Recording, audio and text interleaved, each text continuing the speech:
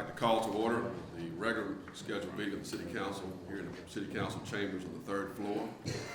Today's April 14, 2015. The official time beginning this meeting is 9:39 a.m. This morning we have our invocation presented to us by Reverend Donald Sellers, pastor of South Park Baptist Church, and our Pledge of Allegiance will be done by Councilor President Pro Tem Jay Roberson. Please stand.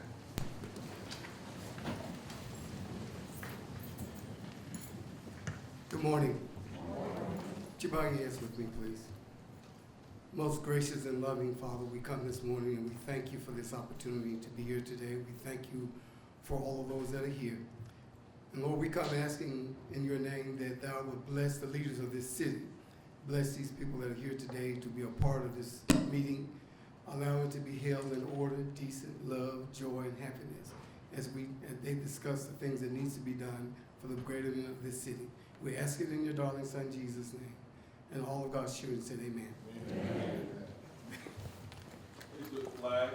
I pledge allegiance to the flag of the United States of America and to the republic for which it stands, one nation, under God, indivisible, with liberty and justice for all.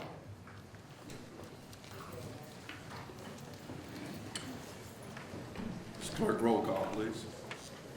Councilmember Abbott. Councilmember Abbott. Present. Councilmember Hoyt. Councilmember Lundy. Councilmember Parker. Good morning. Good morning. Councilmember Rafferty. Present. Councilmember Scales. Good morning. Good morning. Councilmember Tyson. President Austin. President Pro Tem Roberson. Here.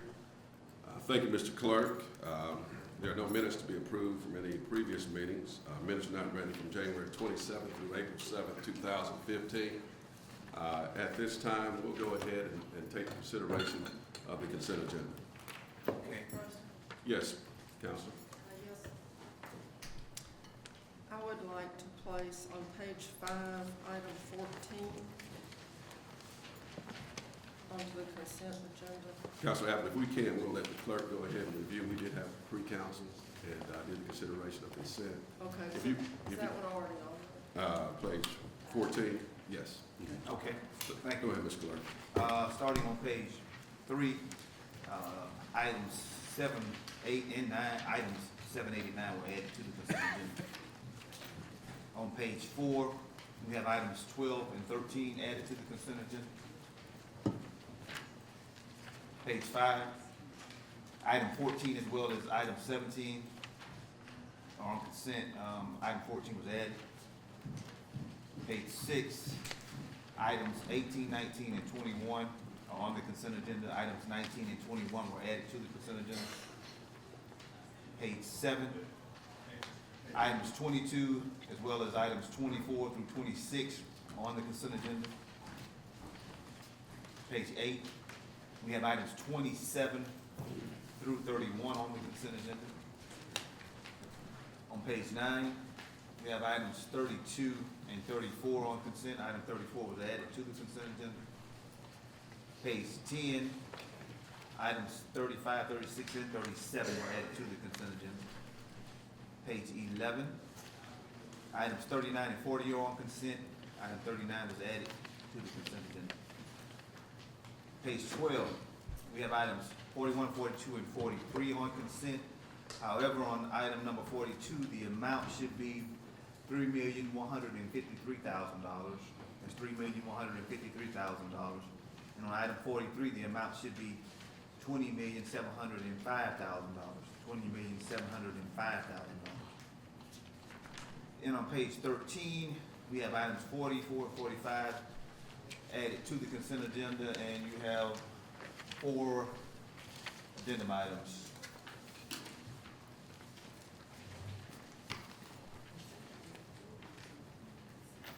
Did we add some items on the consent addendum? I think Yes, so. we did, Mr. I Clerk. forgot how many. 46, 48, 49. Actually, it was 47, 48, and 49. 47, 48, 49? Mhm. Okay. At this time, thank you, Mr. Clerk.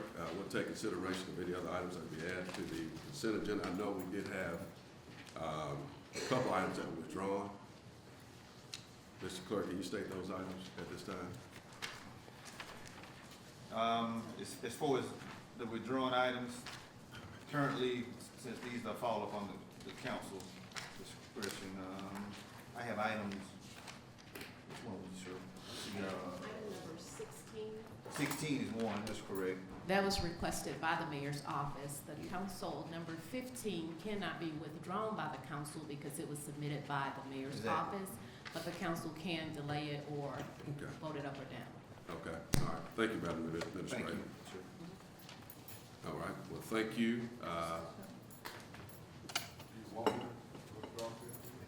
Yeah, we would like for you to, man. Thank you, man. He blessed us already this morning. Councilor Scales? I had a question, Mr. President, for item number 14, page 5. Just if I can get a little bit more information on it, I'd feel more comfortable with it remaining on consent. If someone can share what that is. Which item is that again? Sure. Good morning, too. It's page 5, item 14. It just gives the case number. This is an item, man, submitted by Economic Development Councilor Lundy as it relates to a vacation, economic impact project. The vacation fee was waived. Okay. Let me ask you something I'm then. not sure. Yeah, because I noticed, is this like a companion item that's having to deal with, it's not?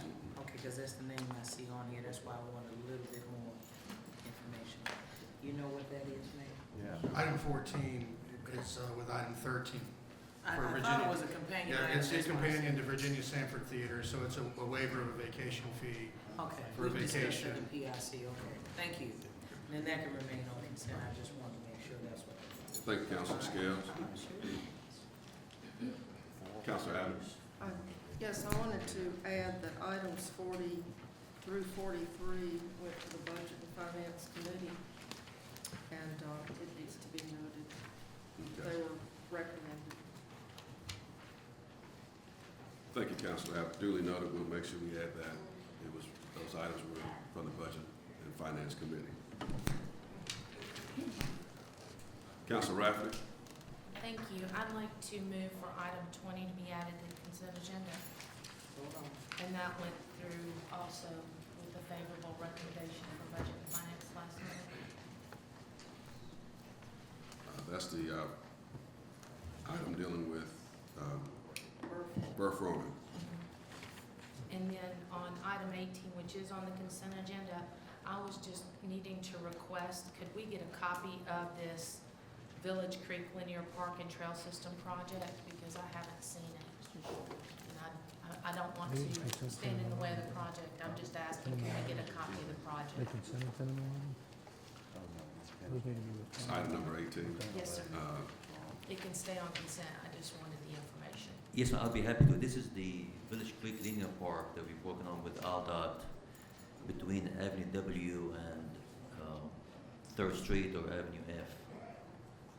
We acquired this property years ago from the floodplain properties along Dugan, and we're creating a linear park in that area. And this is actually a grant we received from ALDOT through DE funds for us to pay for the construction of the work. Okay, thank you, sir. Thank you, Mr. Bettis. Mr. President, Yes, what was that item 15 that you all wanted withdrawn? yes.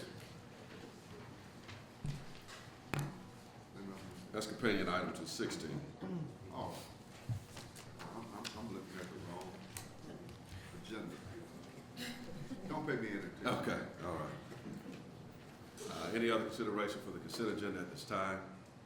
Mr. President, Yes, would it Councilor. be possible for us to go through those on consent one more time?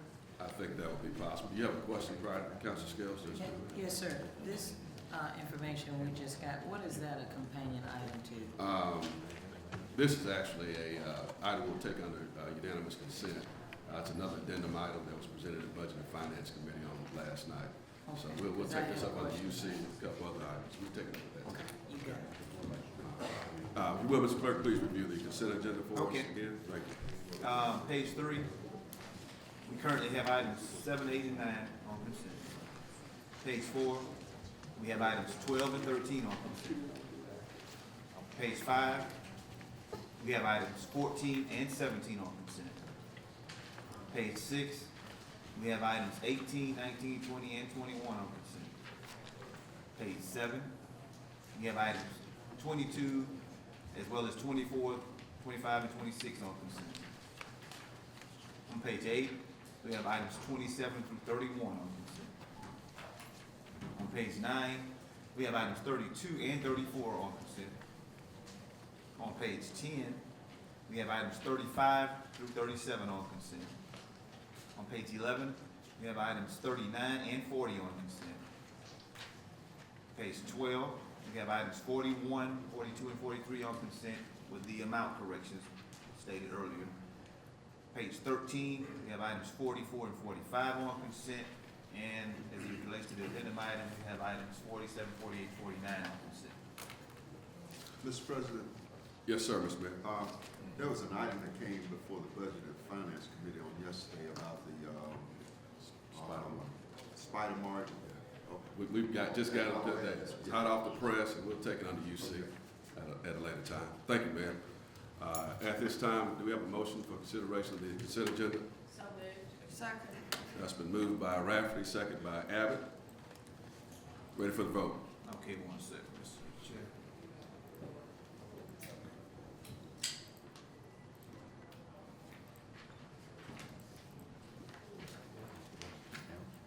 All right, voting should be open now.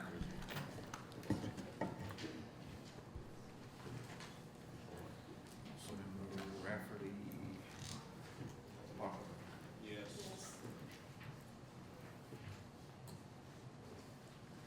Okay, that vote should be up.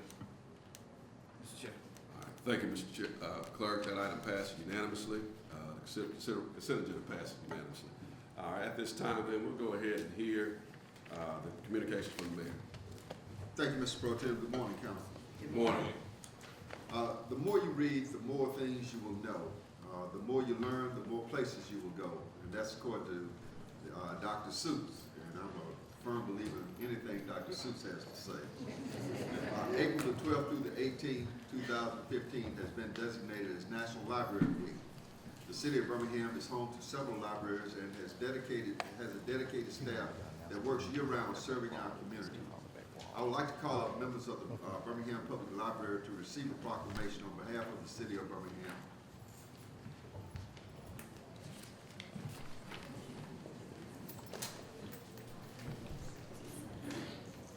Mayor, can I make a quick announcement? Sure. For those that have passed, items that passed consent agenda, you can leave at this time.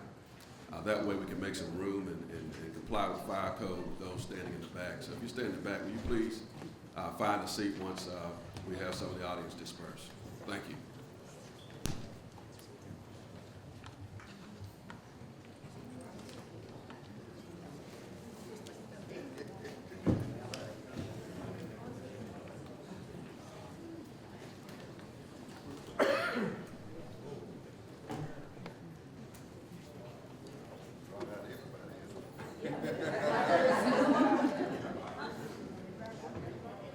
Thank you, Mayor.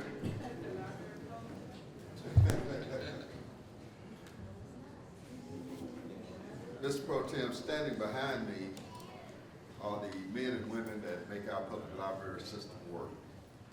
They've done an outstanding job down through the years, and we want to take this opportunity to issue a proclamation for all of the libraries across the country, all of the men and women who make sure that our children have an opportunity to travel places without leaving their city, to help business people do research on business projects, to help students improve their learning. Today, we want to recognize that effort by issuing this proclamation that states, whereas our city's public libraries and the people who work in them are valued resources. And whereas libraries play a vital role in supporting the quality of life in their communities, places for opportunity, education, self-help, and lifelong learning. And whereas in 2014, at least 152,740 citizens were registered library card holders, and they made more than 2,186,746 visits to our public libraries in Birmingham.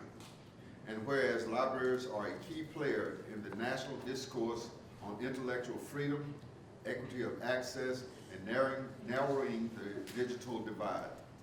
And whereas all citizens, all libraries in the city of Birmingham, all libraries in the state of Alabama, throughout the southern region and across the United States benefit from the resources and services provided by the Birmingham Public Library and its collection, and the service of its dedicated staff.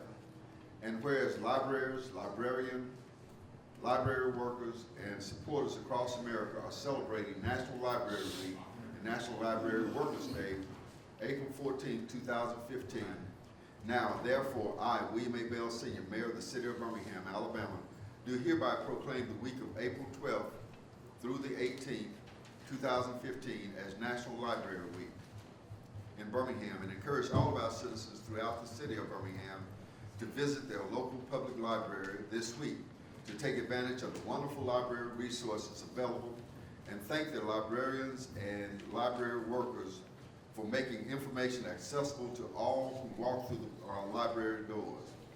Angela, I always remember the first book I ever checked out at the Birmingham Public Library when it was built on 6th Avenue. And Mrs. Blackburn was the librarian there. And it was called The Five Chinese Brothers. And I traveled, absolutely. When I picked that book up, I traveled in my mind all the way to Hong Kong and read about the story of these quintuplets who each had a different talent. And later on in my adult lifetime, I actually had the opportunity to go to Hong Kong. It was like I had been there before because I'd read that book when I was in the first grade. So you contributed, all of you all have contributed to many men and women in this city traveling to places that they never thought they would go simply by picking up a book and reading it. So I want to present this proclamation in thanks and gratitude to all your dedicated work that you do to keep our library system a Class 1 act here in the city of Birmingham. Thank you all so much. Thank you.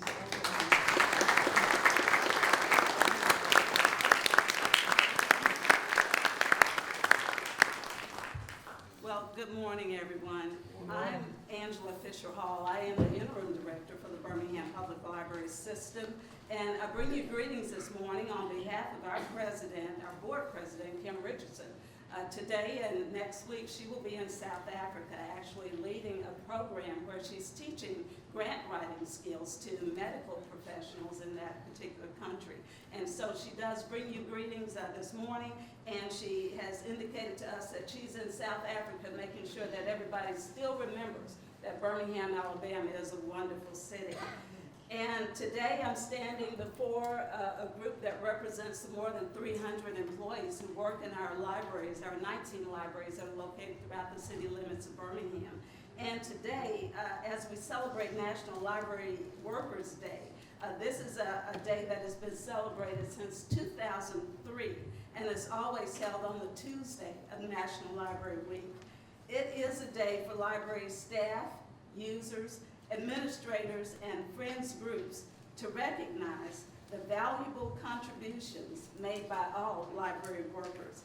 It is a day where we recognize the hard work, dedication, and expertise of library support staff and our librarians. While we are all customer service professionals, you see standing before you individuals who represent business leaders. They run their own branches. There are computer programmers who work on our staff. There are financial wizards in this group. There are also wonderful community servants, and that is the bottom line. That's what we're all here to do, through your assistance and through your belief in our public libraries, we're able to serve your constituents. And we do the very best we can to provide the best library service possible in all of our libraries. And so we could not be here without all of you and the faith and support that you put in our libraries. And we want to thank you for that. And today, I just want you to help me celebrate all of these great people who work in our libraries. So let's give them a round of applause.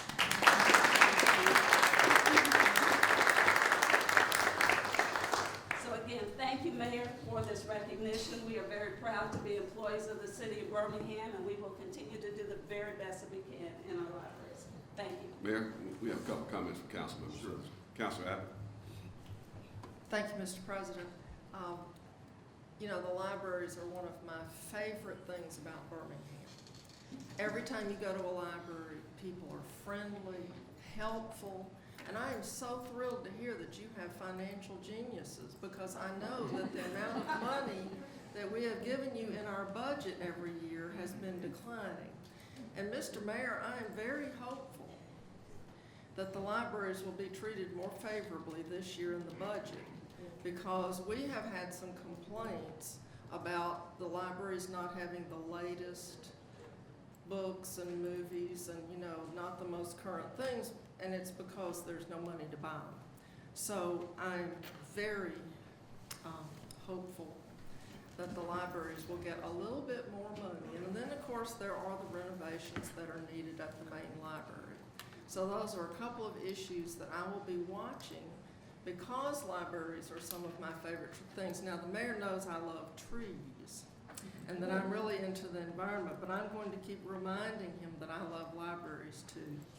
So thank you all for being here, and thank you all for all the kindness that you show to people, because that's what I hear from folks. The people who run the libraries are some of the nicest people. They're so helpful. So y'all just, you know, keep that up, because you're great ambassadors for the city of Birmingham, every single one of you. Financial geniuses included. Thank you so much. Councilor Scales.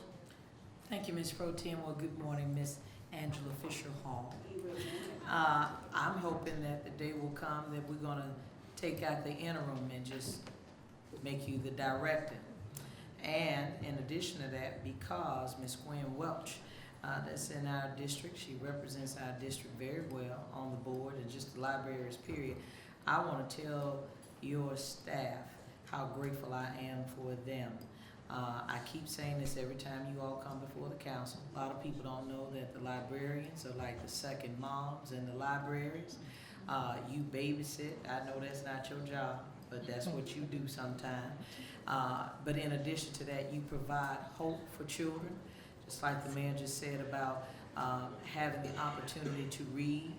And reading has a way of making you hope for things that don't necessarily appear to be hopeful around you. It gives you a sense of dreaming. And I just wanted to say, because I got my favorite little librarian over there myself, from Springville Road Library, how much they go to these neighborhood meetings too. And I concur with Councilor Abbott. As she was talking, I was like, oh, she took the words out of my mouth. So that means that that's vote number 2, so that you can be able to get more money for the library. Because when you shut down the libraries, you shut down the community. That's why I use the word dream. So I'm very thankful that the mayor has brought you all before us today. We can't say thank you enough, because you're teaching our children, you're helping to break some cycles in our communities that need to be changed. And they can't change if we don't put our money there. So thank you, thank you, thank you, thank you, thank you, thank you. And Ms. Angela Fisher Hall, keep doing what you're doing.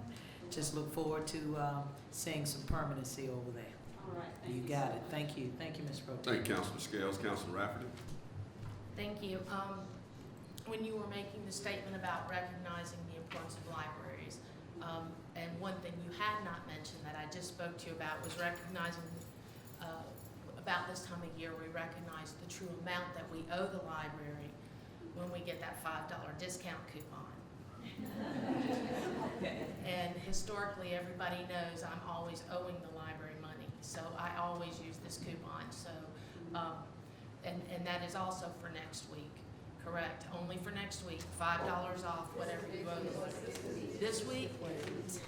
Okay, I will see you later today. Okay.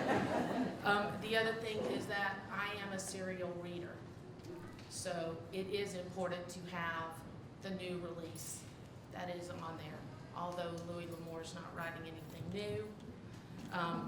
And I will be donating all of my Louis L'Amour books, although I think I bought them from your book Yeah, I think you store, bought them from but I the think store. I'm gonna have to re-gift them back to you because you need a better collection on the shelves. Okay. And you have a smaller collection, and we need a larger collection. But if it wasn't for libraries, I would be bored, and I would spend more time on the iPad, Mr. Mayor. I have to have books to read. I can't go to sleep at night without reading, which is the best way to fall asleep. If everybody knows that, the best thing to do is to start dreaming about the book you're reading, Oh, yes. as long as it's not a horror story. Okay. All right. But the other thing, actually, I wanted to ask one of your librarians, you were talking about them being helpful, Mr. Solfron. I have a question for you that has been nagging me for the last 3 weeks since Dr. Seuss Day, which my first book, Mr. Mayor, was Mr. Brown Can Moo, Can You? That was my favorite book. The Dogzilla books, besides reading Louis L'Amour, I read a lot of children's books. They're quick reads, and some of them are absolutely hilarious. But I can't remember the author, and teachers are asking me for all of those bunches of books, besides Mo Willems. Pilkey, What's Dave what? Pilkey. Dave Pilkey, thank you very much. Okay, well, I will see y'all later today, and thank you all for everything you do. Thank you. Thank you, Councilor Rafferty, and quickly, thank you for your service and all you all do, and thank you so much for these nice friends of the Birmingham Public Library, red, white, and blue bags with snacks that will last us through council With meeting. snacks inside, so make sure you don't put those away in a closet. And Mayor and Jarvis, we have bags for you. Have we already given them?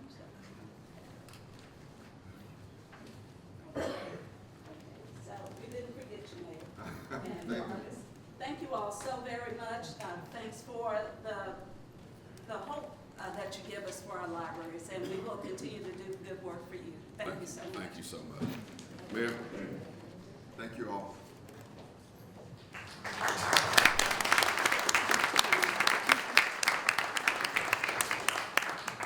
Mr. Pro Tem, the month of April has been designated as Donate for Life Month. I have witnessed firsthand the importance of being an organ donor, as my brother and my nephew had to share their kidneys a while back. And I know it's very important that we have a systematic program so that others can benefit from organ transplants. This morning, we have another donor, Mr. James Spraggins, who literally went the extra mile to lose 70 pounds to be able to donate a kidney to his loving wife in February of this year. I would like to call up Mr. Spraggins and also Mr. Chris Meeks, who's the Executive Director of the Alabama Organ Center, to receive a proclamation on behalf of the City of Birmingham.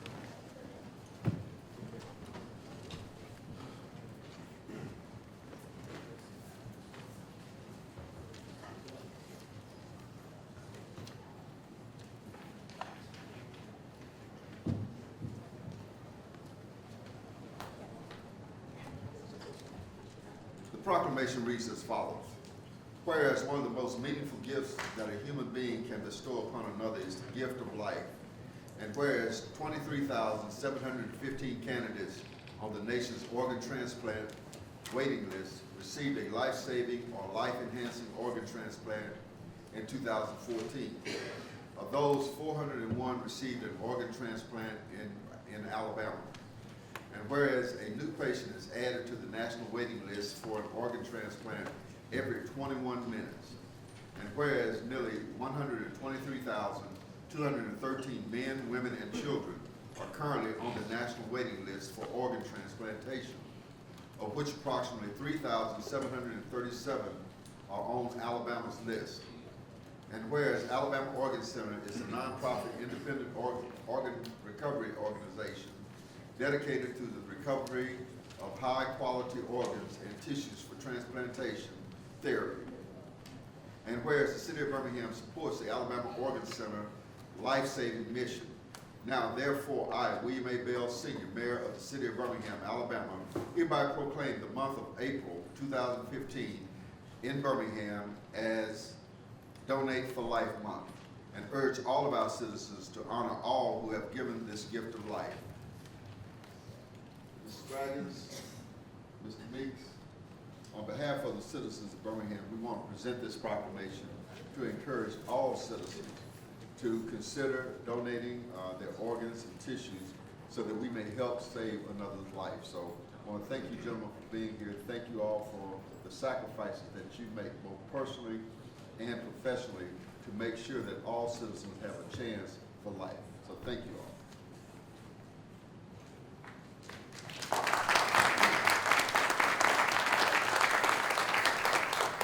Thank you, Mr. Mayor, and thank you, Council, for this recognition. The statistic that Mayor Bell did not read to you is one that we come to work every day trying to totally diminish, and that's the fact that 244 people last year died in the state of Alabama waiting on a life-saving organ transplant. It's our goal to report a lower number than that every year, and then hopefully one day to report 0 people died waiting for a life-saving organ transplant. So we appreciate any recognition that you give to our mission and our goals. I can quote numbers, but Mr. Spraggins has a beautiful donation story that he'd like to share with y'all. So I'll turn it over to Mr. Spraggins now.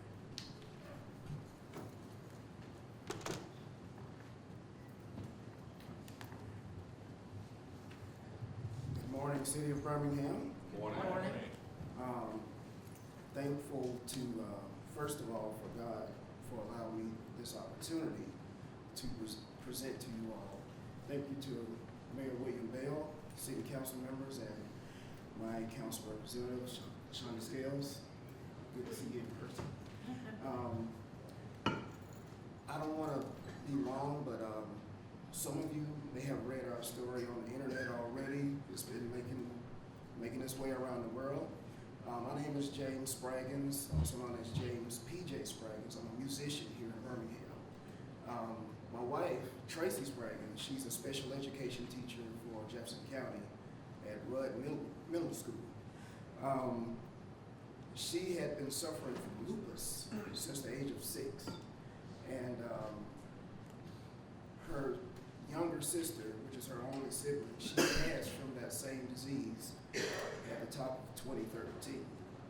So seeing my wife go through, in and out of the hospital over the last 12 years since we've been married, I always wanted to do something to help her. I just didn't know what to do.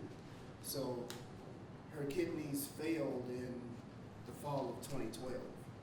And they put her on the list, and they asked her to ask her family members, will somebody donate? So it came to me, the question came to me, and after thinking about it, because I've never had any type of major surgery, I was like, let's do it. If it'll help, let's do it. So got tested, found out I was a perfect match.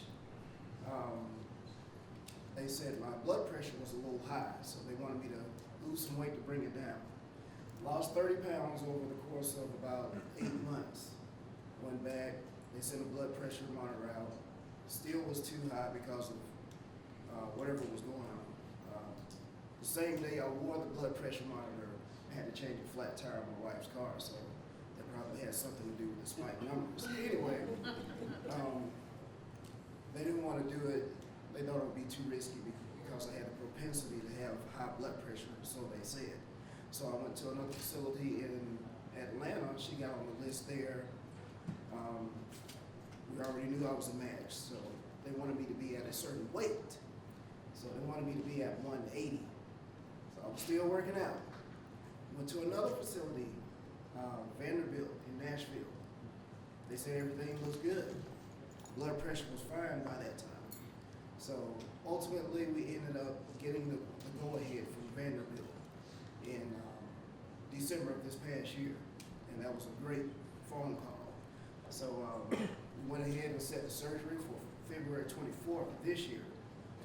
Today, 7 weeks ago today, we had the transplant up there, and my wife is doing very well. She has 100% kidney function, and because of that donation, the signs of lupus will go away. And that was amazing for me to find out. And the feeling that I got knowing that I helped my wife to ultimately, she'll have a better quality of life. That was awesome.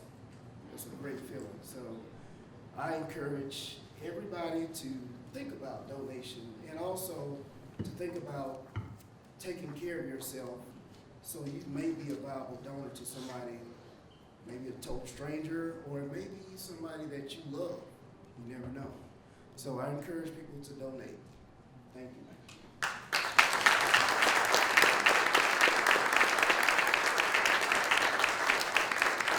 Thank you, James, for Mayor. sharing that with us. And let me just say one other thing before I go to the councils.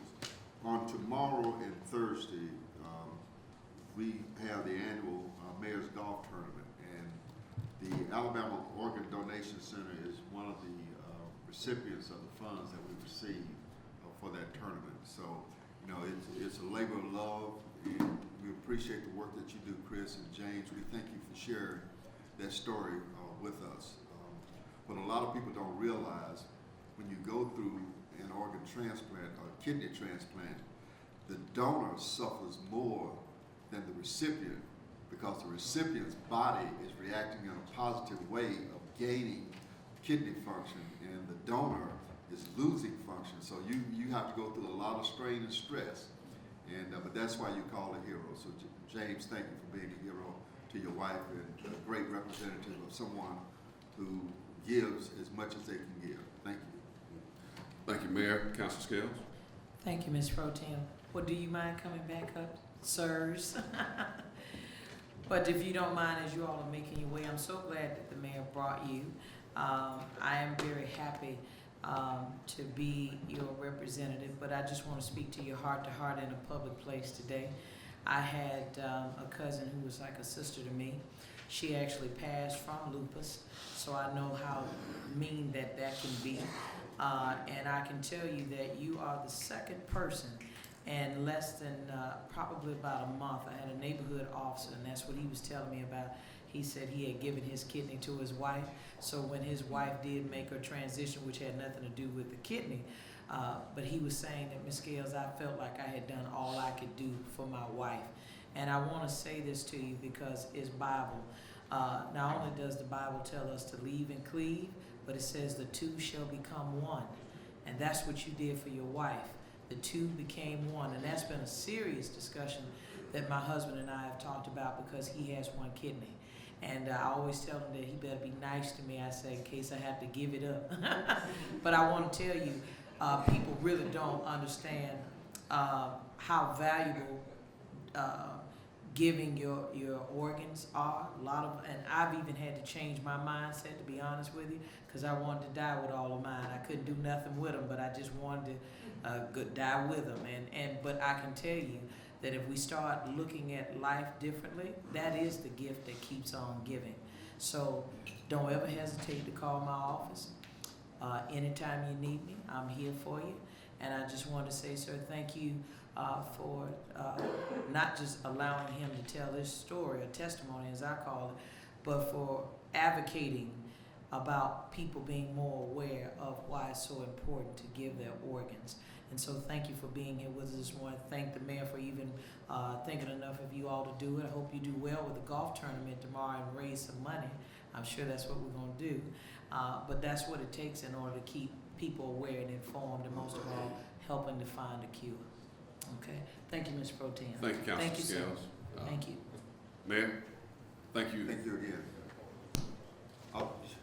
You know, we oftentimes hear about various things concerning police departments across the country.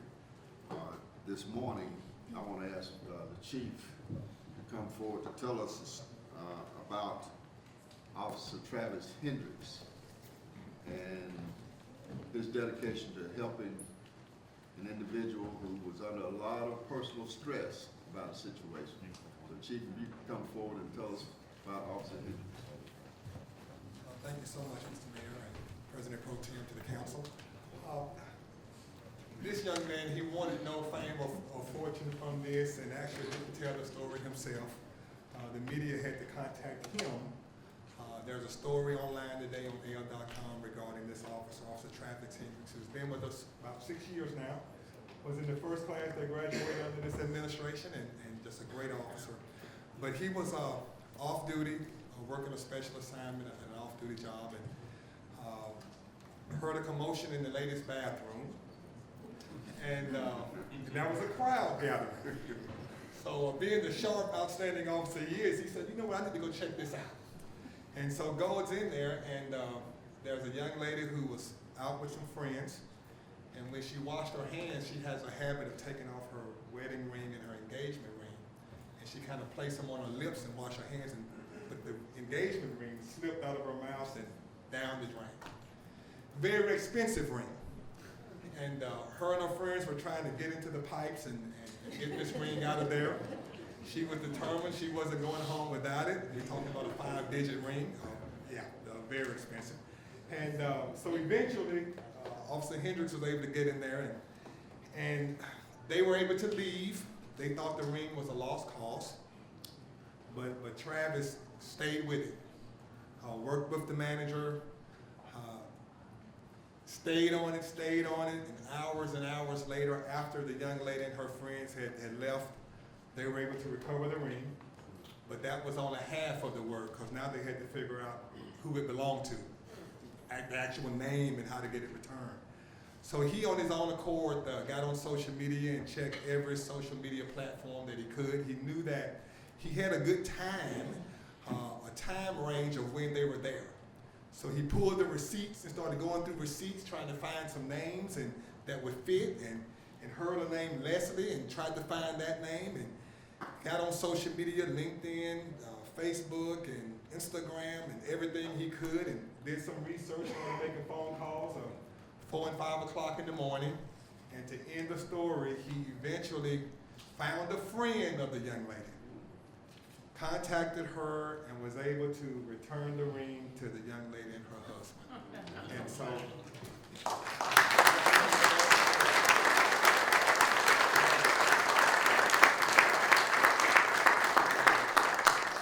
and the other part of the story is we wouldn't know about it. There's no video. He didn't call a press conference. If the other people hadn't contacted the media, it would have been just another selfless act of service that our officers do every day. And it's never the lead story on the news. So we've seen the challenges across the nation, but every day in America, there's about 900,000 police officers working. The vast majority will give their lives for the citizens they serve. And there's no doubt that this officer would do it too. You got to say something.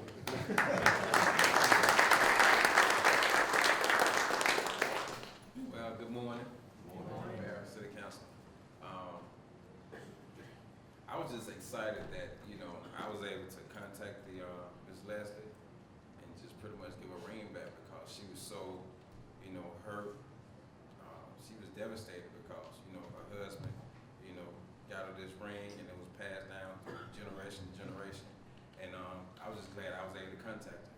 And just like Chief was saying, each and every day we put our lives on the line, and a lot of stuff that we do is not recognized. And I just want to say thank you all, for believing in us. And I want you all to know, in any negative situation, if y'all ain't us, we here, we there. Our job, number one job, is to serve and protect. So, like I said, I just want to thank you all. I'm glad that, Ms. Leslie, she's happy now. And, thank you all for this recognition. Thank you.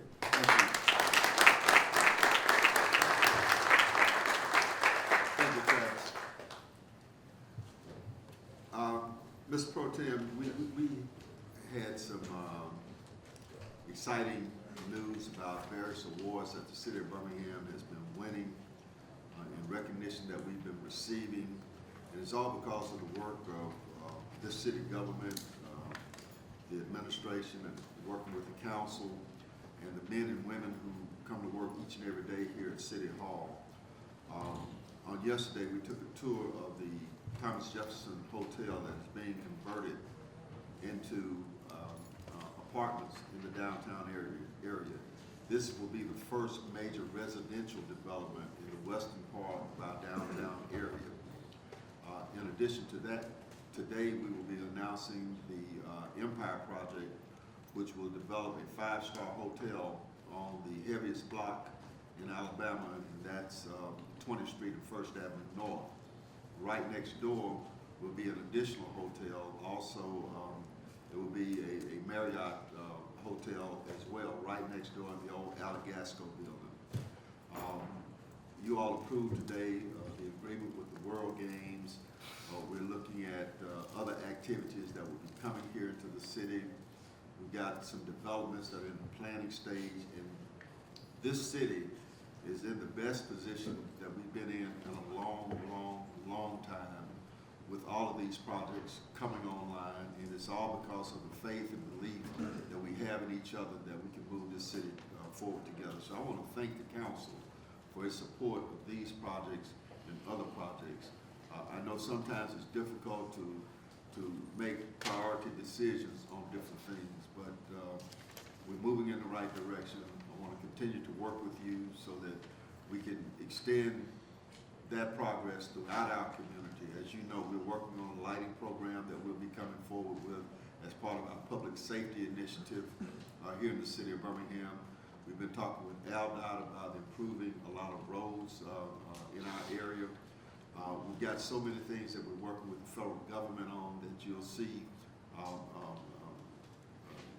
You'll hear announcements being made in the future, but it's all because of the work that you all are doing, the work that the staff is doing, that we can make these things possible. So I'll close by just simply saying thank you to everyone that's making this city the great city that we know that it is. So that's all I have at this time. Thank you, Mayor. I think that deserves a round of applause.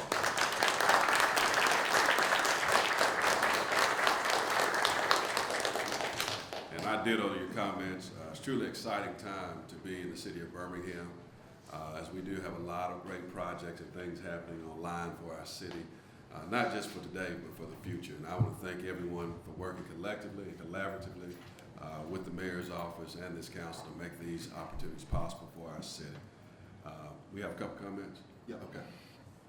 Well, after they speak, Okay. I'll bring up one other item. Yeah, yours. No, I just wanted to allay people's fears. We're not tearing down any historic buildings downtown. In fact, because of the Alabama historical tax credits that we're receiving, that's why we can refurbish these older buildings and have a new modern creative use.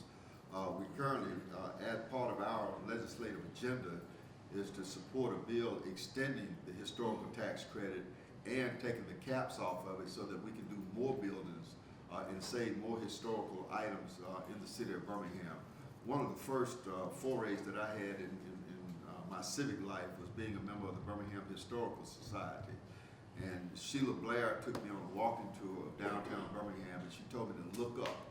And when I looked up, you see all of the facades of the various buildings, the architectural design. We have some beautiful buildings in downtown Birmingham.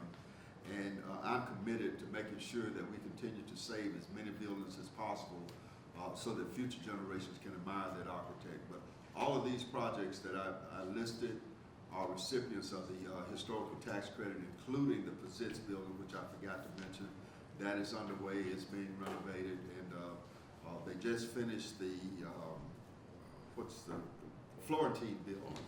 And if you haven't been in the Florentine building, you're missing a real treat because they've done an outstanding job in restoring that facility. So we're working on all of that. Well, I just wanted to save your office some calls, and I know our office too, because a lot of people are concerned about our historic buildings, and you didn't say we were renovating. You just said we're getting 2 new hotels. No. They're being renovated into hotels. Good, thank you. Thank you, Councilor Abbott. Councilor Skills.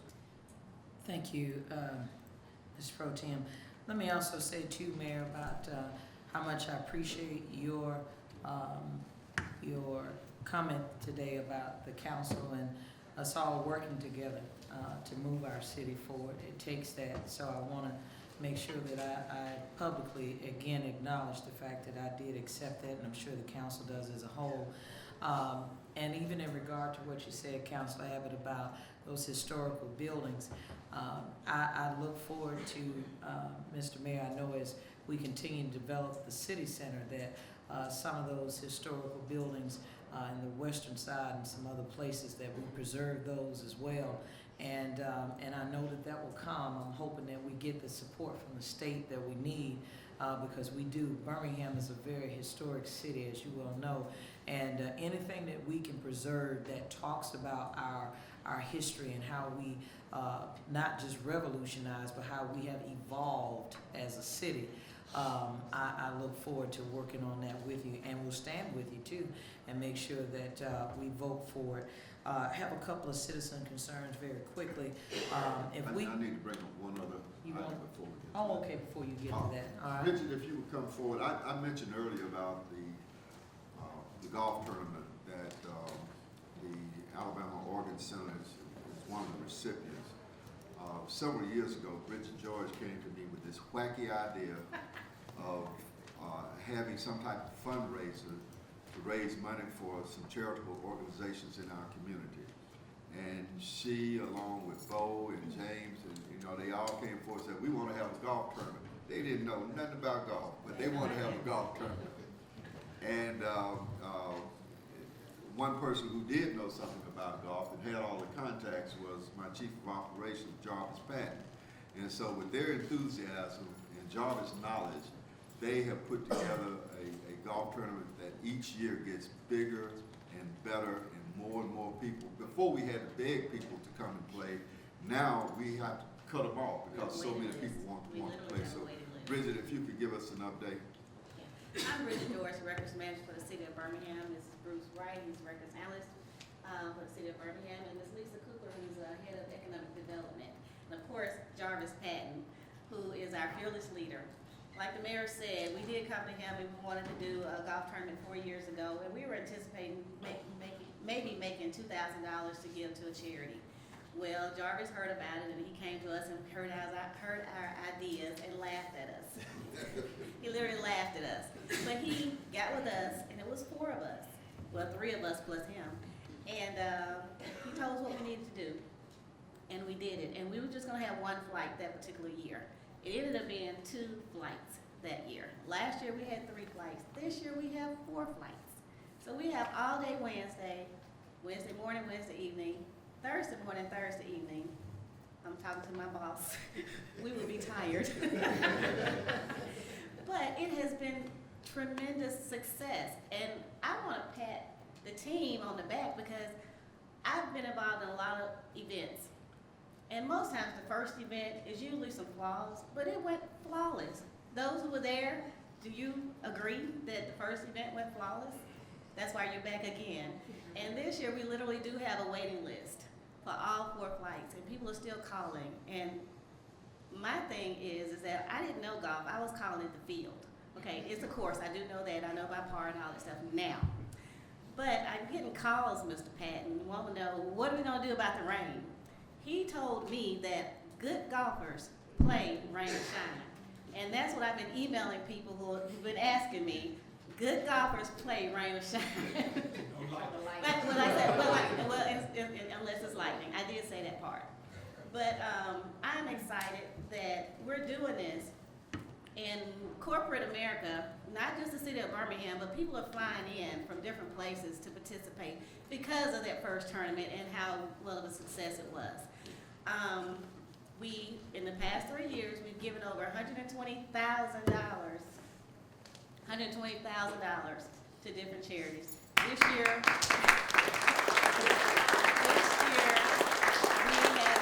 have included sickle cell, juvenile diabetes, and kidney foundation. So we have 3 charities that we're going to distribute the money to this year. But I want to thank everybody who's done everything. We've had companies that donated goods for door prizes and just giveaways for all the golfers. And I'm not going to tell everything that's going on, but if you are registered, you will be well pleased. Thank you so much. And I'm turning to Lisa, Bruce. Good morning, Lisa Cooper, Director of Economic Development. I just want to echo what Bridget was saying, that not only is this a great fundraiser for various charities, but this is a great community building exercise that annually we get more and more corporate support partnering with the mayor's office. They really support and love Mayor Bell in addition to loving to play golf, the camaraderie, the networking. We also want to thank the various city employees for volunteering their tireless efforts. We all work a regular job during the day and have to pull this together. So as Bridget mentioned, we've got a great team, we've got a great boss with Jarvis, and we appreciate your support of this year's 4th annual event. At Highlands Golf Course, one other thing I wanted to mention was this year, Bridget mentioned people coming in from out of town.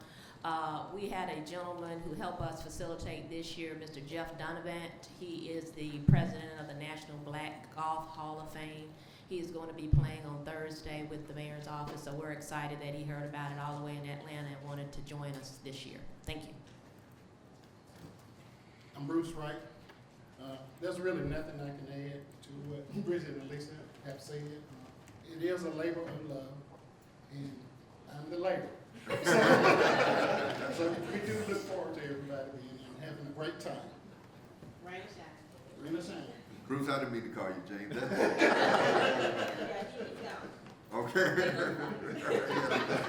thank you. Well, thank you all so much, and thank everybody who played a role in making this successful. I really want to thank you all, because like you said, we're turned into an effort to raise $2,000 has really exceeded beyond our hopes and dreams to help those needy organizations. So thank you all. Thank you. That's all I have. Thank you, Mayor. Council Scales? All right, back on the job, resuming.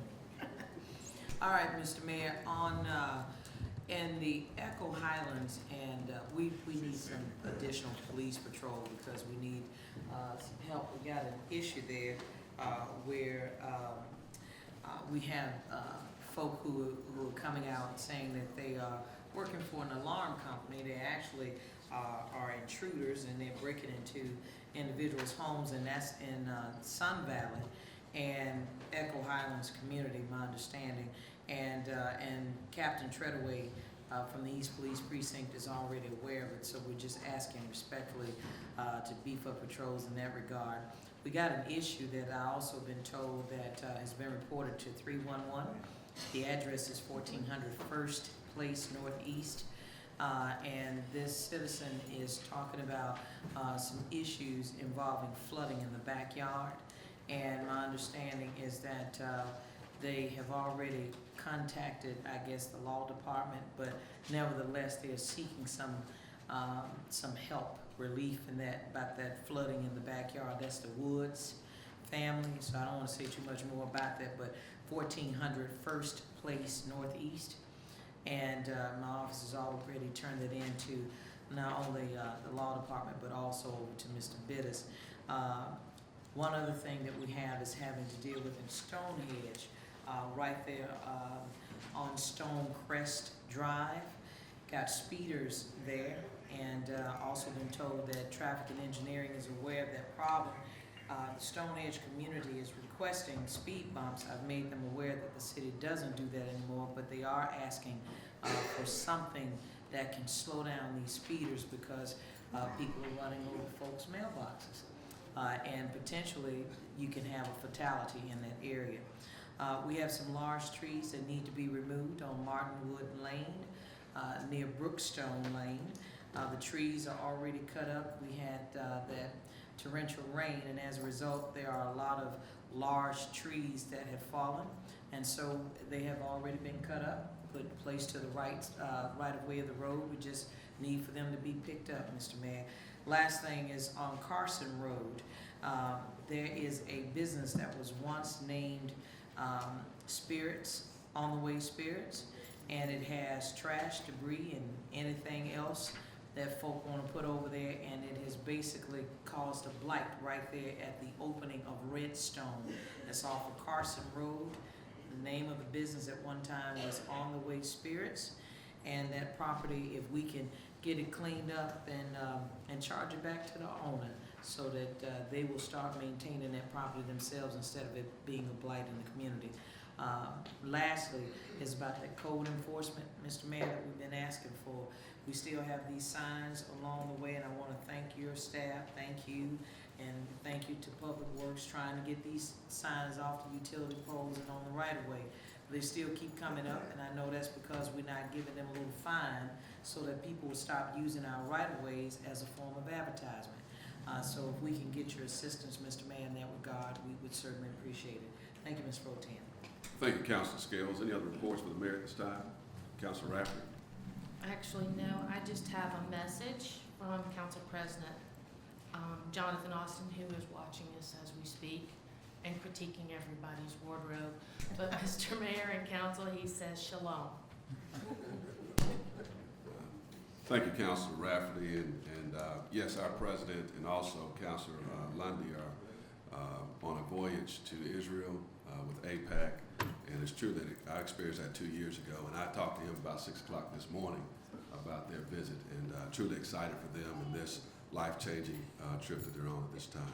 I do have one report, Mayor, on behalf of Councilor Hoyt, who's out today with the Neighborhood Association for Rising West Princeton, Reverend Garithane L. Harris, regarding the water problem in that neighborhood, and I'll present that to our staff to put it to you in writing at this time. If there's no other reports at this time, I'd like to make a motion to suspend the rules for 2 presentations. Second. All in favor, let it be known by saying aye. Aye. All opposed? Thank you, Mr. Clerk. Councilor Rafferty?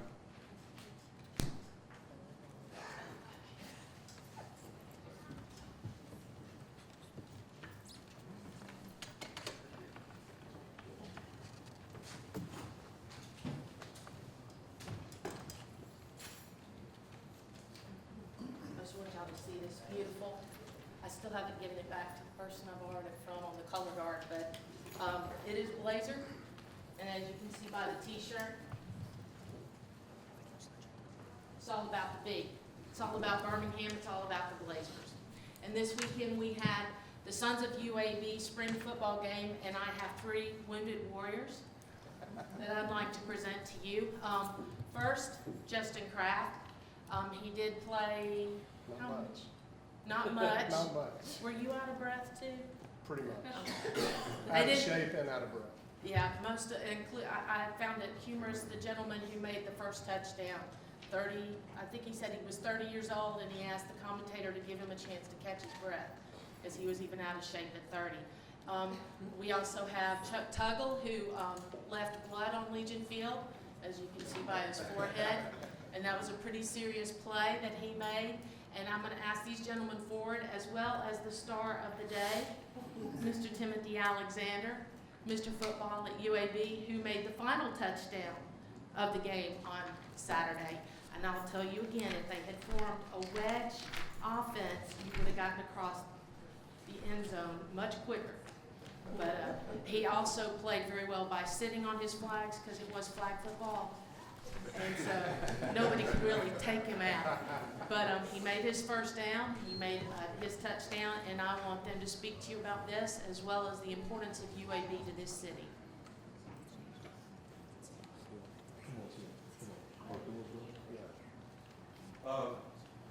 First, I'd like to thank the city of Birmingham, all that you guys have done to support UAB athletics. I was one of the first ones that ever played. And as you can see, I still can't quit. So, as Mr. Rafferty said, I did leave a little more blood on that turf. I want to thank you for replacing that turf we played on 25 years ago, because I'd have left a lot more blood. But we really can't ask for any better support than what you guys have given us. We want to ask you to continue that support. We're confident we're going to get this team back. We're going to get this city back to being the football capital of the South, and it's going to be because of your efforts. Thank you.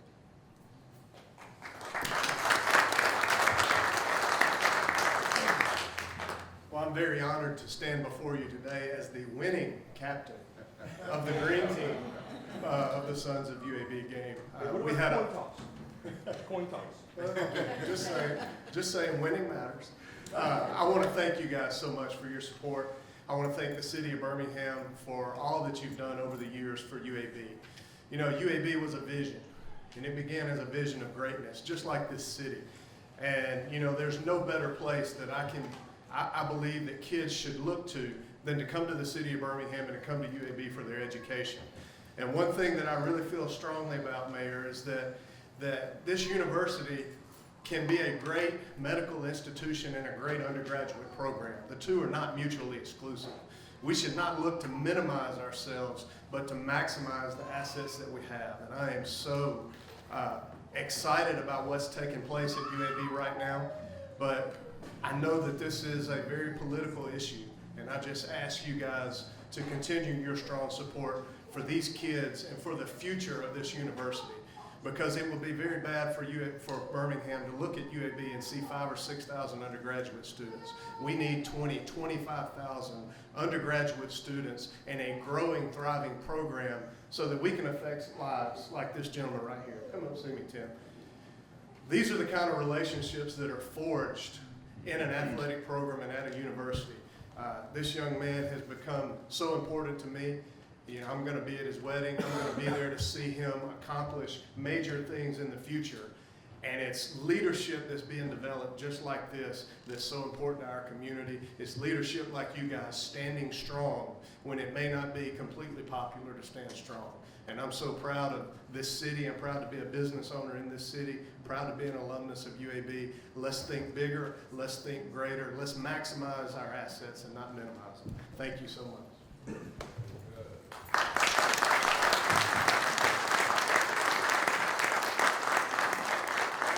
Good morning, everyone. To the council and to the mayor, I want to let you all know thank you so much for even allowing us to use Legion Field for our spring game. It was a bittersweet taste because when we had our spring game, I always remember driving up with the 2 buses and seeing the workers even out there. I was like, this is a real deal. And once we got to Legion Field, and as we was getting ready to walk through the tunnel, and as I was getting ready to go into the locker room to hear all my teammates and everyone in there just yelling, and it was just they was very enthused about going back out there on the field. But one thing about, as Justin Kraft said, as Chuck said, and as I heard you all say, when we talk about Birmingham moving forward, when we talk about the future, when we talk about things that are coming into Birmingham, we cannot forget about UAB as a whole.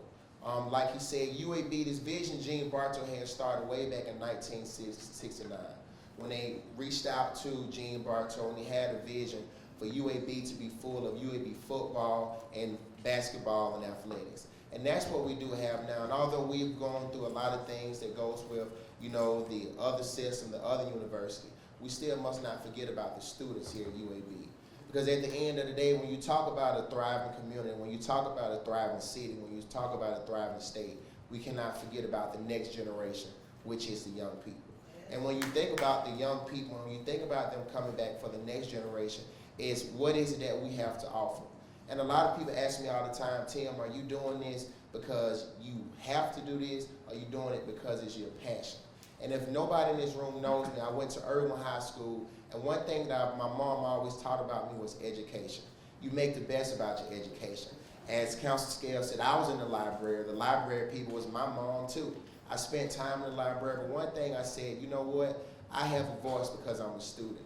I have a voice because I'm a teenager. I have a voice because I'm a young man.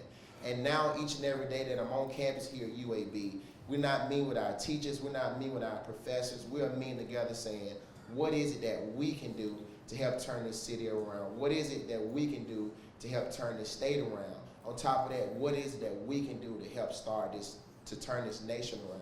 Because when you think about it, and I'm not trying to go back into history, but when you think about all the marching that Martin Luther King did, he never once just had a group of older people with him. He always had children. He always had students, because you understand this. When you have the youth, you win the community. When you have the youth, you win the state. When you have the youth, you win the nation. So it's a lot of great talent. It's a lot of great people that we have in this room. It's a lot of great people that we have at the University of Alabama in Birmingham.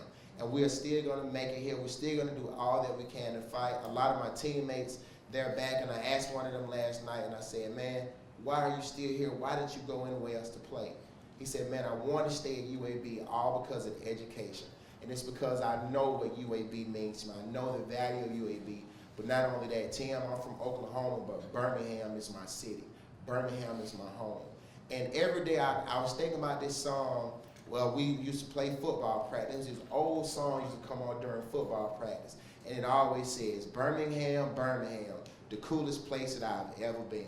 And when we think about being Birmingham, when we think about moving forward, we must think about this state and we must think about this city, because it is greatness in Birmingham. So again, thank you all so much, and we just ask that you all continue to support UAB as a whole, and now understand that it's not about football, bowling, and rifle.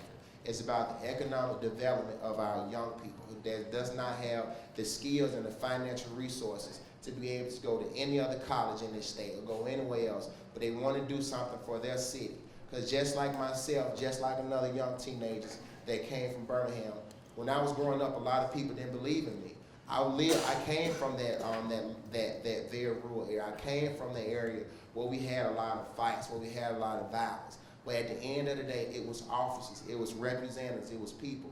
It was people that came to my class and looked and saw something in me that said, Tim, no matter what you're going through right now, your past has nothing to do with your future. God bless.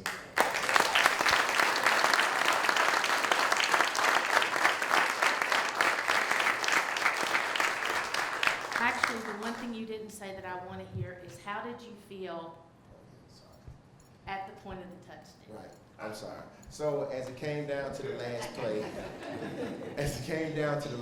it was all wondering, my teammates was wondering who was going to score. And me, I'm not a selfish person. I said, man, throw the ball, do what you have to do. But the coach is like, we want Tim to have the ball. Be in mind, the first down, you know, they flipped me out the chair, and then the pants was all the way down, and the news people was taking pictures. I'm like, let me pull my pants up first. I'm flipped over all on the ground. And now it comes down to we're 30 yards away from the touchdown. They said, Tim, we want to give you the ball. Great guy, Chuck and Bashir and Justin Kraft, they always like, Tim, we got you.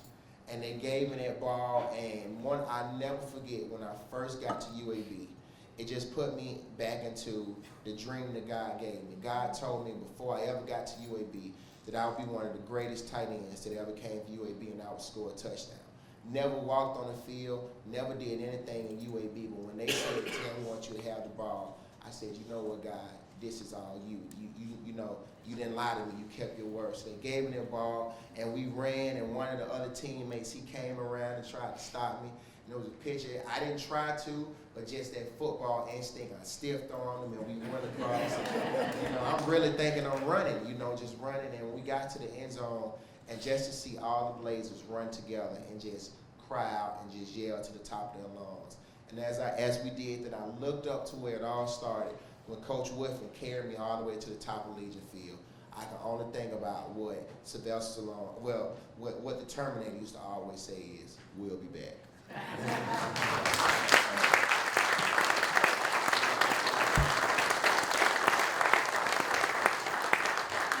many players were there, former?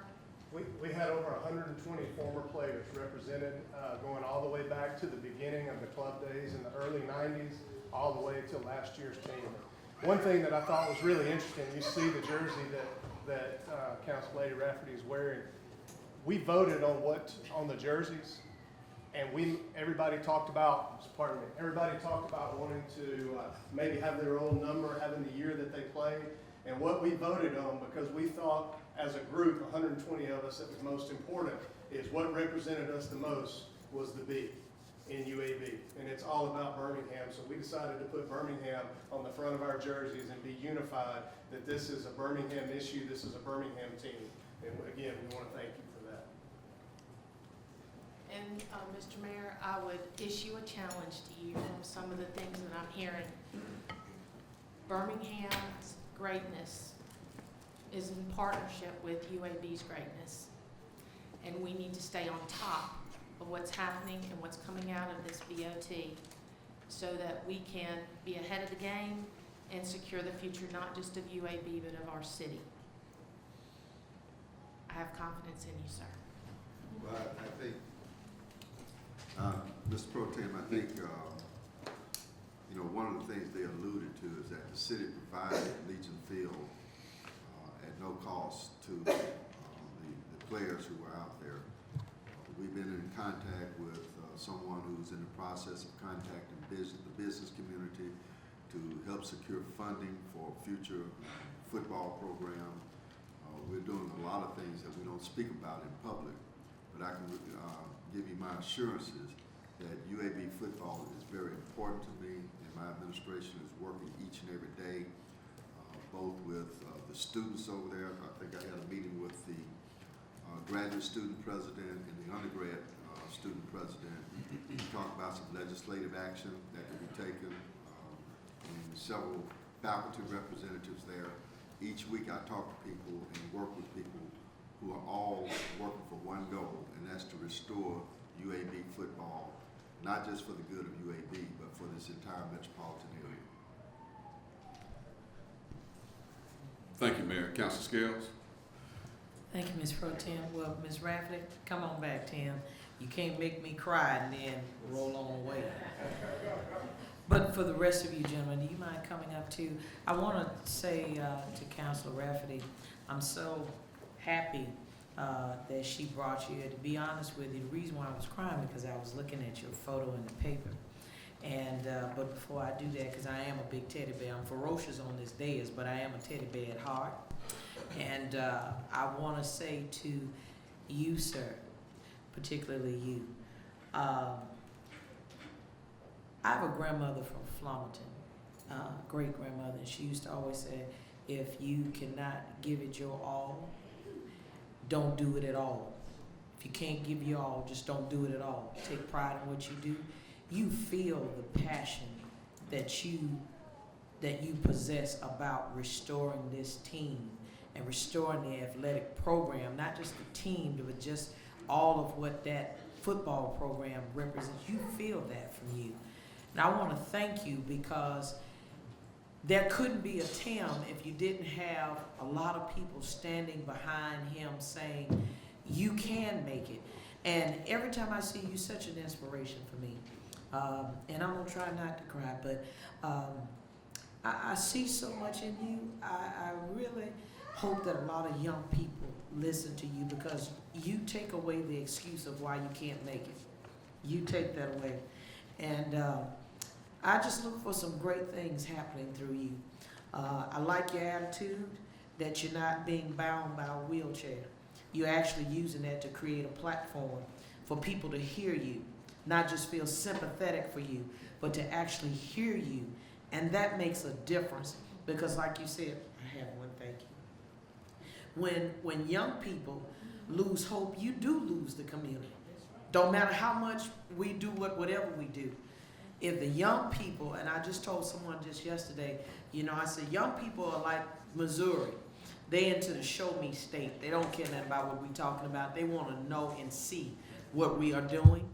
And I just want to say that to you. Keep doing what you're doing. And I think you're going to be an inspiration to a lot of not young folk, but even to some of us older folk and some folk older than me that think we got it all together and you make us cry in public. But I'm just telling you, you make me real proud of you. And for you, sir, and the gentleman who busted his head a little bit but said that he thanked God for the turf, I just want to tell you that that program is worth saving. It's worth fighting for. And every time I see, especially one who is believed, I'm a fighter myself, and that's why I have to be fully persuaded in what I do.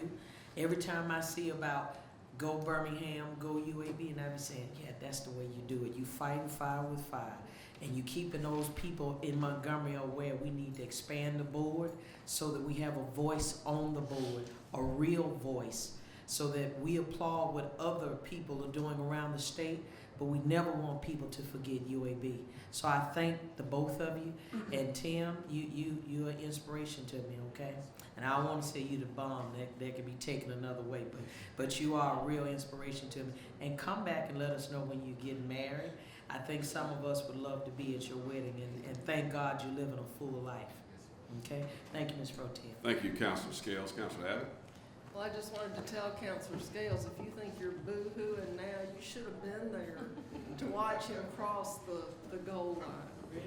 Now, it was touching.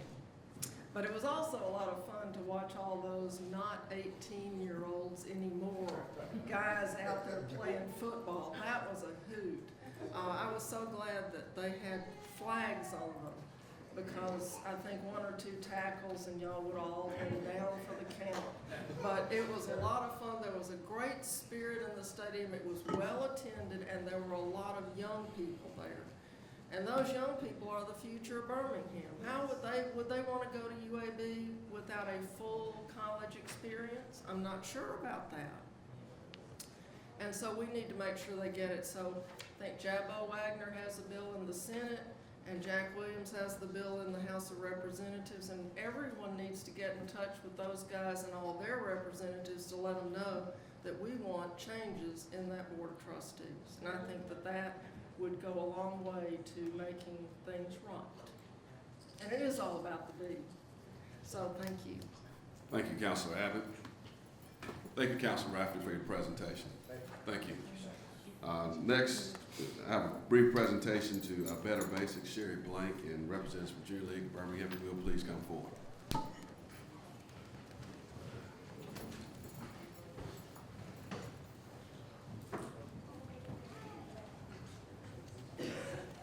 We don't have a quorum.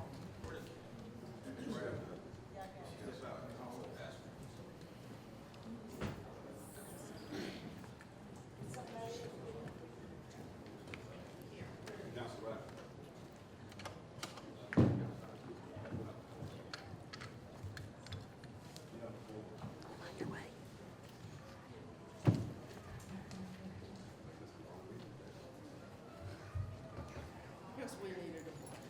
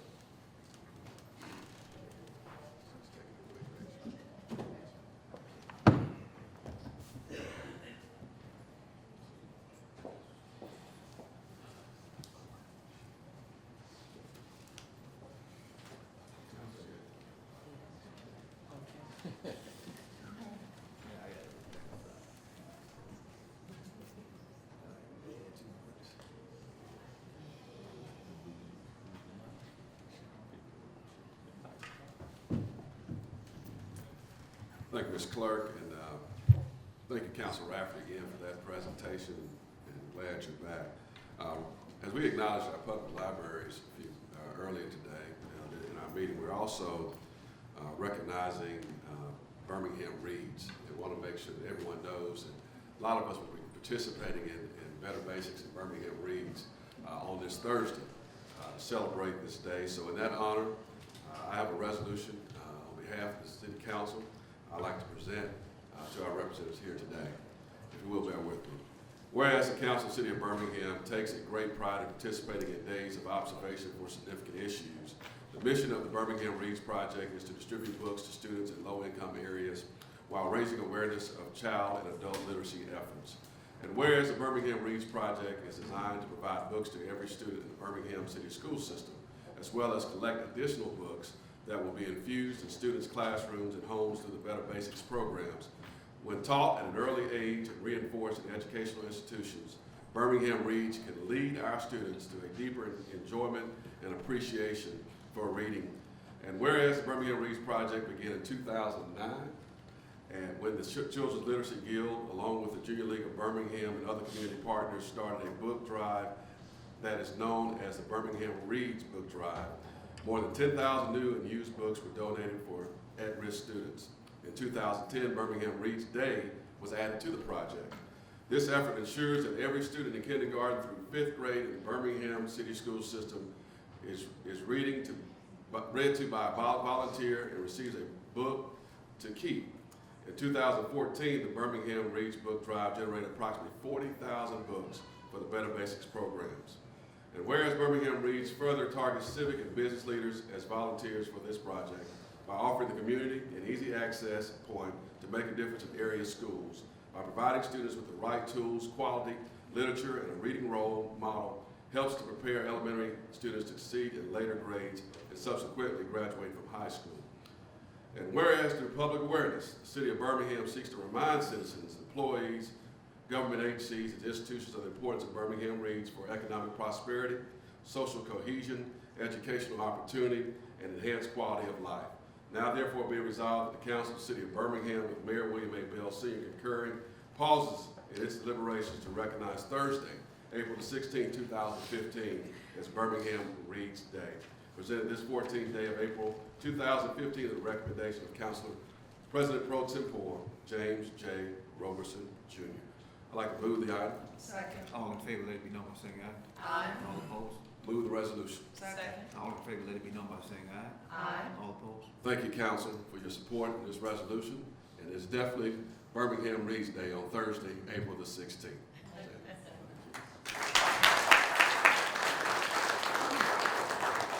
We are so delighted to receive this proclamation, and what a great day to receive it after just hearing from UAB. We want all of our boys and girls to have that opportunity. So we have to empower them, and one way to empower our children is by giving them books. They have to become good readers so that they will stay in school and graduate from high school and go on to UAB or to a two-year college or to the workforce. But without those tools, we're going to have illiterate children. So we need to empower them so that we reduce that illiteracy, which will eventually improve the community for all of us. So thank you for this support. Thanks to all of you counselors who participate each and every year. Chief Roper was here earlier. He has participated every single year. And I'll just tell a brief story about a classroom that he was reading to a couple of years ago. And he probably doesn't even remember this story, but we were at North Birmingham before it was closed. And Chief Roper passed out all the books to the children, and he was reading a chapter book to a 4th grade classroom. And for the chapter books, we tell the volunteers, we will have, by the way, over 700 community volunteers in our Birmingham schools this Thursday at 1. But Chief Roper gave out all the books, was reading. We don't require our volunteers to read the entire chapter book because it takes about an hour. But Chief Roper is one who gets into those books, and he wanted to know the outcome of the story. So he kept reading and reading and reading. And during the course of that, one of the little boys in the classroom had to be checked out to go home. And I was standing at the doorway. And when that child gathered his backpack and all of his things, he had that book in his hand. When he got to the doorway, he handed me that book to give back to me. And I said, no, baby, that's yours to take home. Our kids are not used to having books to take home. And unfortunately, some of their parents, their grandparents don't have the means to take them to the libraries. So if our children do not have books and have the means in their homes to read, they cannot become better readers and be successful in their classrooms. So this is an important day, and we so appreciate this proclamation. We appreciate your participation. We're so glad Better Basics is partnering with the Junior League to put on this big event that actually kicked off this last Saturday. So thank you, thank you, thank you. And this is Allison Scott from the Junior League. Sure. I certainly wanted to echo my thanks as well to all of you and all of you in this room who've supported Better Basics and most importantly, Birmingham Reads. The Junior League of Birmingham has been a part of this city for 93 years. We are thrilled to partner with them. We too feel that the future of Birmingham lies in its youth, and literacy is an important part of that future. We've been proud to be a part of the book drive that's raised in 6 years 185,000 books for this city, for children in this city. As all of you know, when the Junior League gets involved, that can only double. So I think we have 2,400 passionate women who feel strongly about literacy, who feel strongly about Better Basics and the work that they are doing, and are happy to partner with them, and certainly thank all of you for your support of what we do in this community every day. So thank you. Thank you. Thank you. Thank you so much. Thank you. Thank you.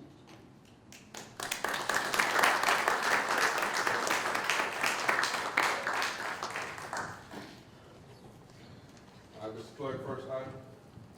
Should be item 1. Item 1, in order to further amend the zoning district map of the city of Birmingham. Case number ZAC 2014-19, to change zone district boundaries from R5 multiple dwelling district to QB1 neighborhood business district, filed by Alex W. Jones Jr., owner for property located at 2231 20th Avenue South and 2012 23rd Street South, situated in the southeast quarter of Section 6, Township 18 South, 2 West, in the hearing of all order. And this is the second reading. Thank you, Mr. Clerk. Mr. Gambrill, will you please present the case at this time? Yes, sir. ZAC 2014-19, this is the proposed, it's a rezoning request from R5 to QB1. The proposed use is a request to rezone subject property so the applicant can construct a new multi-tenant office building and personal service spa. The subject 0.3 acre property is located 2231 20th Avenue South and 2012 23rd Avenue South, between 20th Avenue South and 21st Avenue South in the Redmont Park neighborhood. Properties adjacent to multifamily uses to the east and west, which are zoned R5. Single-family homes are located south of the subject property, zoned R3. The Junior League is across the street to the north and is zoned R5. The subject site has been used as an office and storage yard for an electrical contractor in the past. The current owner bought the property and is intending to redevelop it as an office use. The property is currently vacant and has a deteriorated building located there. The property owner intends to develop a new 2-story office building totaling approximately 7,400 square feet with higher-end finishes. It will be brick veneered, designed to conform to the nearby village theme.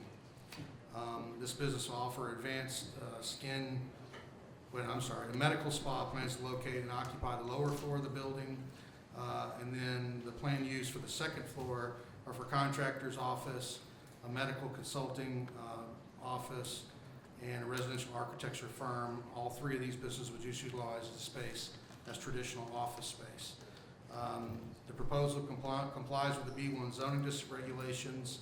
Although the total parking requirement is 25 for the location, they only have 21 spaces, so they're going to require a zoning board of adjustment action for a parking modification. And the applicant will also need to apply for a variance for some parking in the front yard off of 23rd Street South. And also a subdivision action is going to be required to resurvey the property into one lot. The city's long-range land use plan identifies the property for residential low. A designation applied to single-family homes, and is not so this use is not consistent with the plan. The Redmont Park neighborhood met at its regular scheduled meeting on January 27, 2015, to consider the rezoning request. The vote was 12-4 to approve, and they also had some concerns and asked for some queue conditions to limit the uses. Those queue conditions are included on the resolution or the ordinance before you. At its regular scheduled meeting on February 17, 2015, the Zoning Advisory Committee voted to recommend approval of the applicant's request subject to those same queue conditions. That's all I have. Thank you, Mr. Gambrill. This item is a public hearing, and at this time, we'll have the applicant to present to us. Please state your name for the record. Alec Jones. I've never been number 1 on anybody's list before, but not in any good way. I appreciate the opportunity to be in front of y'all. Without being redundant, we did the Redmont Park Association, Neighborhood Association, had 2 votes. They had, the first was a email vote.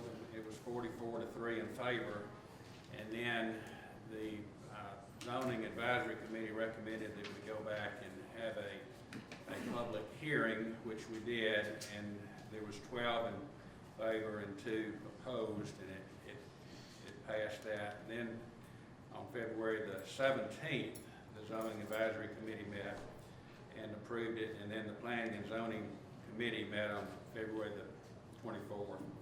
This is I have made copies of my notebook that has pictures and relevant documents, including the landscape plan by Nimrod Long and Associates, which I've got right here in the event none of y'all have that. This is property is right across the street from the Junior League building, or across the avenue from the Junior League building. It's across the street from some apartments. It's in an R5 area. The zoning for this particular property is a legal non-conforming use. It was, historically has been a lay-down yard for an electrical subcontractor.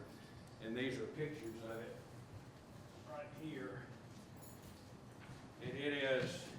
It's an eyesore. I would rather not see it go back like that. These people have moved out. And so I have done what I think is something that would be good for the neighborhood and a lot better than what's there now.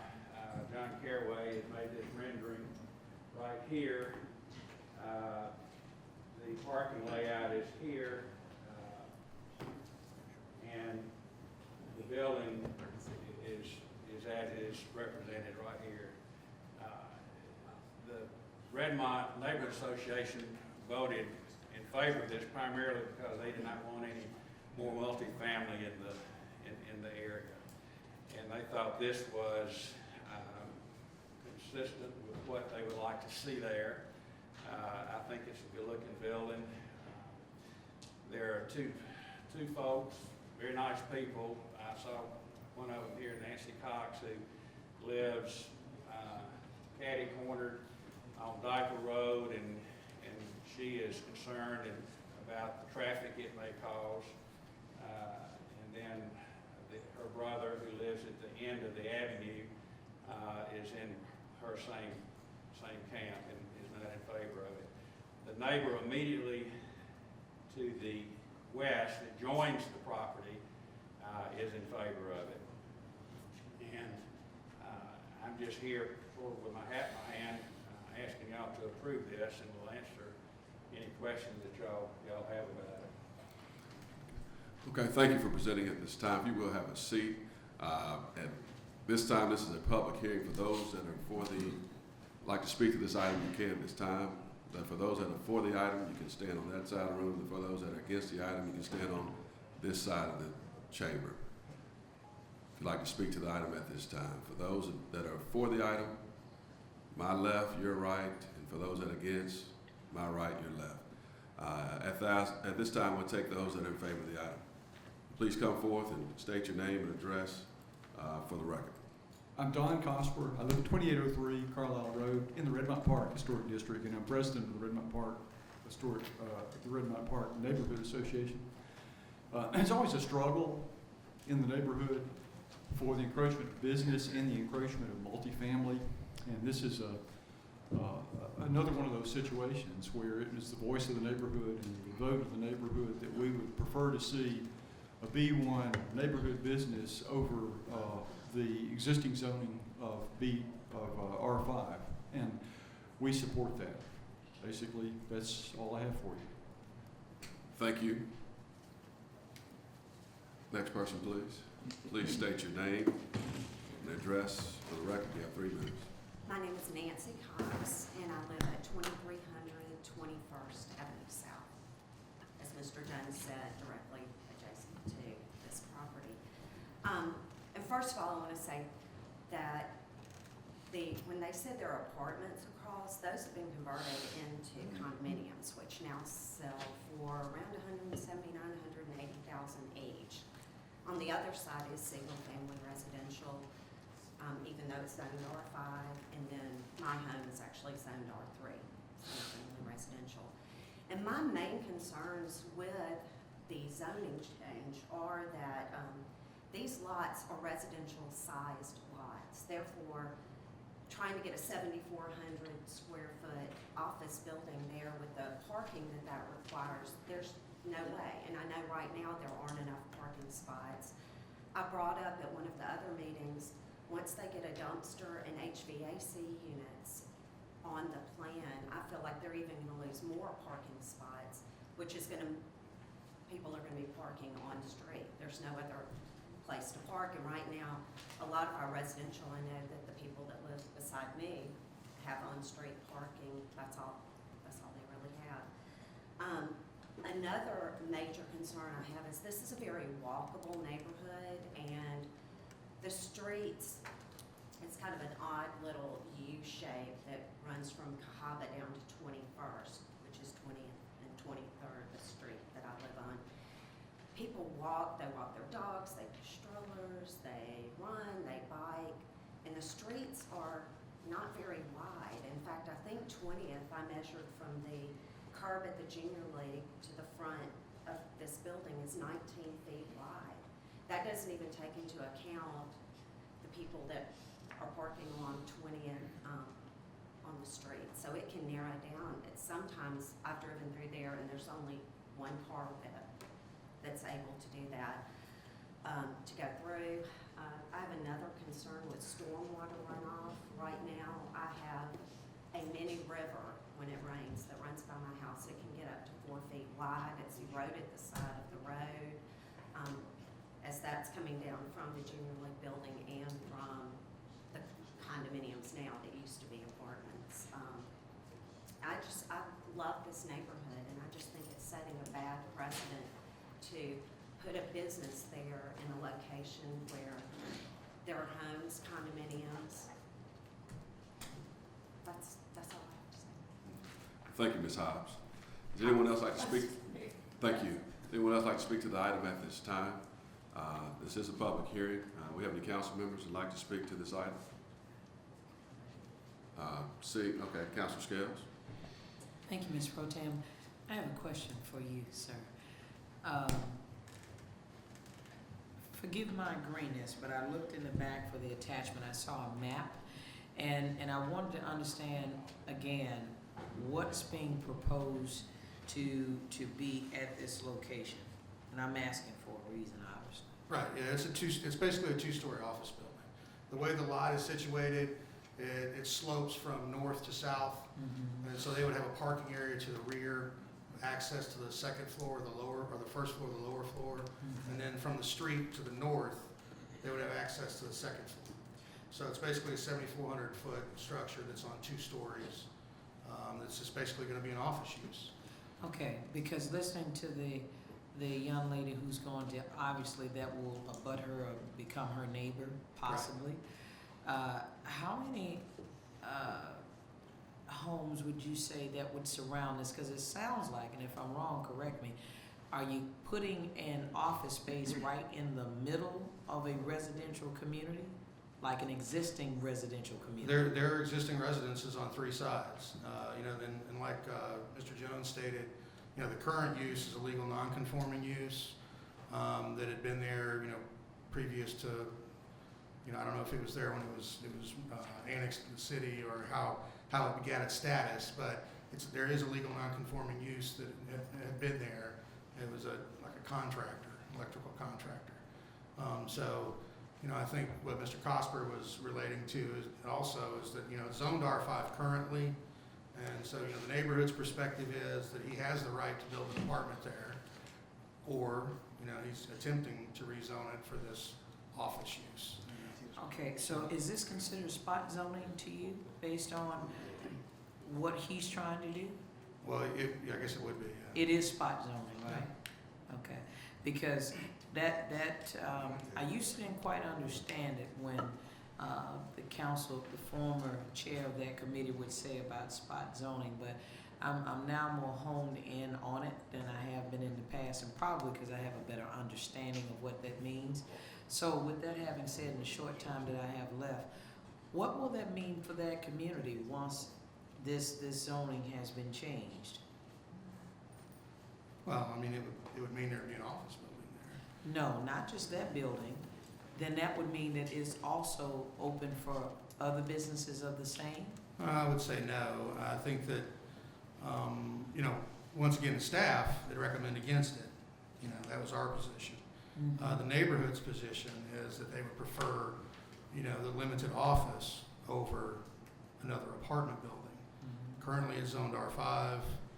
He could submit a permit application tomorrow for an apartment building. And as long as it met the zoning regulations, it would be approved. So I think that's the neighborhood's position. Staff's position is that it's not consistent with the plan, and so we recommended against it. I don't think that you know, the B1 would bleed out. You know, I would say no, that probably wouldn't happen. I think the only reason that they're looking at this is because, you know, what the situation is now. You know, it's a particular unusual situation where there's this legal non-conforming use there, and the gentleman owns the property and is looking to do something with it. And so this, he feels, is the best use. Well, and if you don't mind, Ms. Pro Tem, because I know my time is up, then I'll close out very quickly. I have to be honest with you. The reason why I keep bringing up about the comprehensive land use plan, because why pay for a plan to the degree that we did, and then yet we keep voting for items that go against the plan we paid for? And that's what I was trying to get to. So I'm glad to know the staff's position on it, because it just kind of alerted me, and I'm obviously pro-business, that's not my issue, but I'm also pro-neighborhood too. So I just wanted to make sure of your position and how consistent that is with the comprehensive land use plan, because again, you know, we worked forever to try to get that done. Councilor Abbott was very instrumental in that process, and then for us to continue to vote against it, I think doesn't serve the city well. Thank you, Ms. Pro Tem. Thank you, Councilor Scales. Councilor Abbott? Thank you, Mr. President. You know, this is a difficult situation because the current use of the property, I guess the only real description you could say is it's a dump. It was an electrical contractor that I never have figured out how it was allowed to be there in the first place. It must have been put there before zoning was enacted in the city of Birmingham, because it is so, it just makes no sense. So the property currently, you know, I've always waited for that electrical contractor to go out of business so that place could be gone. But, you know, I have to agree with Councilor Scales. You know, this is a spot zone. And the bad part about breaking the block front is that it makes it easier for future councils to rezone the next house and the next house and the next house until there aren't any houses left. And to me, that's a big problem. Now, the houses to the west are all zoned R5 multifamily. I'm not quite sure I understand why that is, but across the street from this is the Junior League building. And this is the only thing that makes me think that this proposal is not a bad idea. Is I have a very, I do not believe that anyone is going to want to build a home across from the Junior League building, which is, it's not a hideous building, but it's an office building. And why it's zoned R5, I don't really understand. But it's the Junior League building and then an enormous sea of parking. Now, I wouldn't build a house there. And so that makes this property sort of, you know, you're looking at it and thinking, well, who would build a residence on that property? I think you might be able to get a duplex on there, or maybe a quadplex if you were really having a good day. But that would be about all you could fit on that lot, because it's double what most of the other lots in the neighborhood are, but it's still tiny. You know, it's still not a big piece of property. So, you know, the neighborhood voted in favor of doing this, but the neighbors that actually live nearby were concerned about the traffic. And so the neighborhood removed some of the possible uses from the zone, the B1 zone district, to try to eliminate some of the things that could cause a problem for nearby residents. You know, you're still gonna have some traffic, but when it was an electrical contractor, you had even more traffic, and it was a bunch of trucks. So, you know, my thought on this is, I hate spot zoning. But I also look at this piece of property and I think, what would anyone else do with it if they had it? What are the other options? It goes against the comprehensive plan, and it is spot zoning. That's just a fact of life that no one can deny. But I look at the lot and I think, would anyone else reasonably come and build a residence on it? And I cannot imagine who would. There might be somebody, but I haven't met them. So at this point, I have to say that I'm in favor of the rezoning with all the Q conditions because of the location of that property across from the Junior League. That's not a place that I can imagine people wanting to build a single family residence. So that's where I am on this. Thank you, Councilor Abbott, and I'll chime in if there's no one else to speak on the council at this time. When this came to committee, we actually had good dialogue, discussion regarding the issues as it relates to spot zoning. And it is a bad-looking location right now. I think it's boarded up windows and things of that nature, if I'm not mistaken. But when the applicant presented to us the queue conditions, the amenities that would be included with this actual piece of property, it made plenty of sense. Now, I mean, some of the uses were a bakery, catering business, a barber shop, a beauty shop, especially the Junior League would appreciate the beauty shop, and some personal service establishment, tailoring type of situation there. And I know that Redmond Park neighborhood is very, upstanding neighborhood. But those amenities to me offered some more opportunities for neighboring residential properties or neighbors in that area to utilize those resources. So that's what enticed us, I believe, Councilor Abbott, in our discussions to move forward with the recommendation to the full council with the queue conditions that are listed in the resolution. So that being said, Councilor Scales. Yeah, I know Second you can time. hear me, but that's what I was asking. What exactly are the queue conditions? Sure. I read some of those. I'll read it to its entirety. Tim, do you want to touch base on a couple of those, please?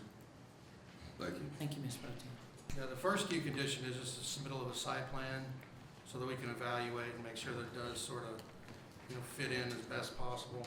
But then secondly, they're limiting uses to only allow greenhouse, bakery, catering, barber shop, beauty shop, personal service, the tailoring, medical or dental or professional office. So those are the only uses that would be allowed on the property. And the proposed uses are 3 office spaces and sort of a spa. They would do facials and that sort of thing. Thank you. Does that satisfy your question, Councilor Scales? That answer. Okay. Thank you, Councilor Scales. Is there no other discussion at this time? I think we're ready for the vote, Mr. Clerk. Do you have a motion?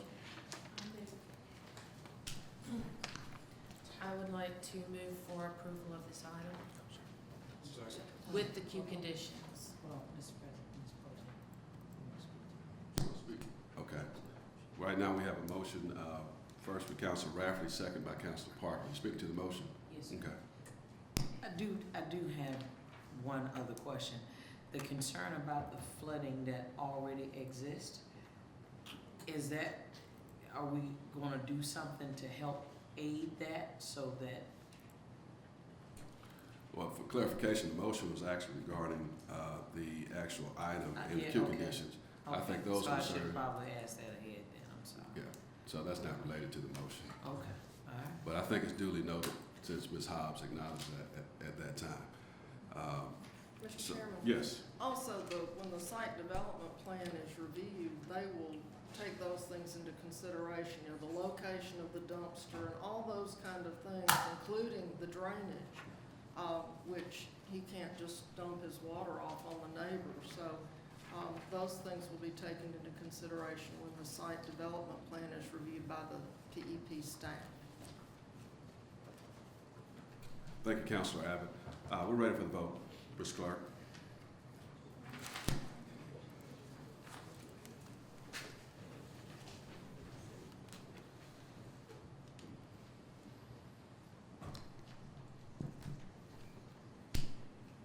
That vote should be up.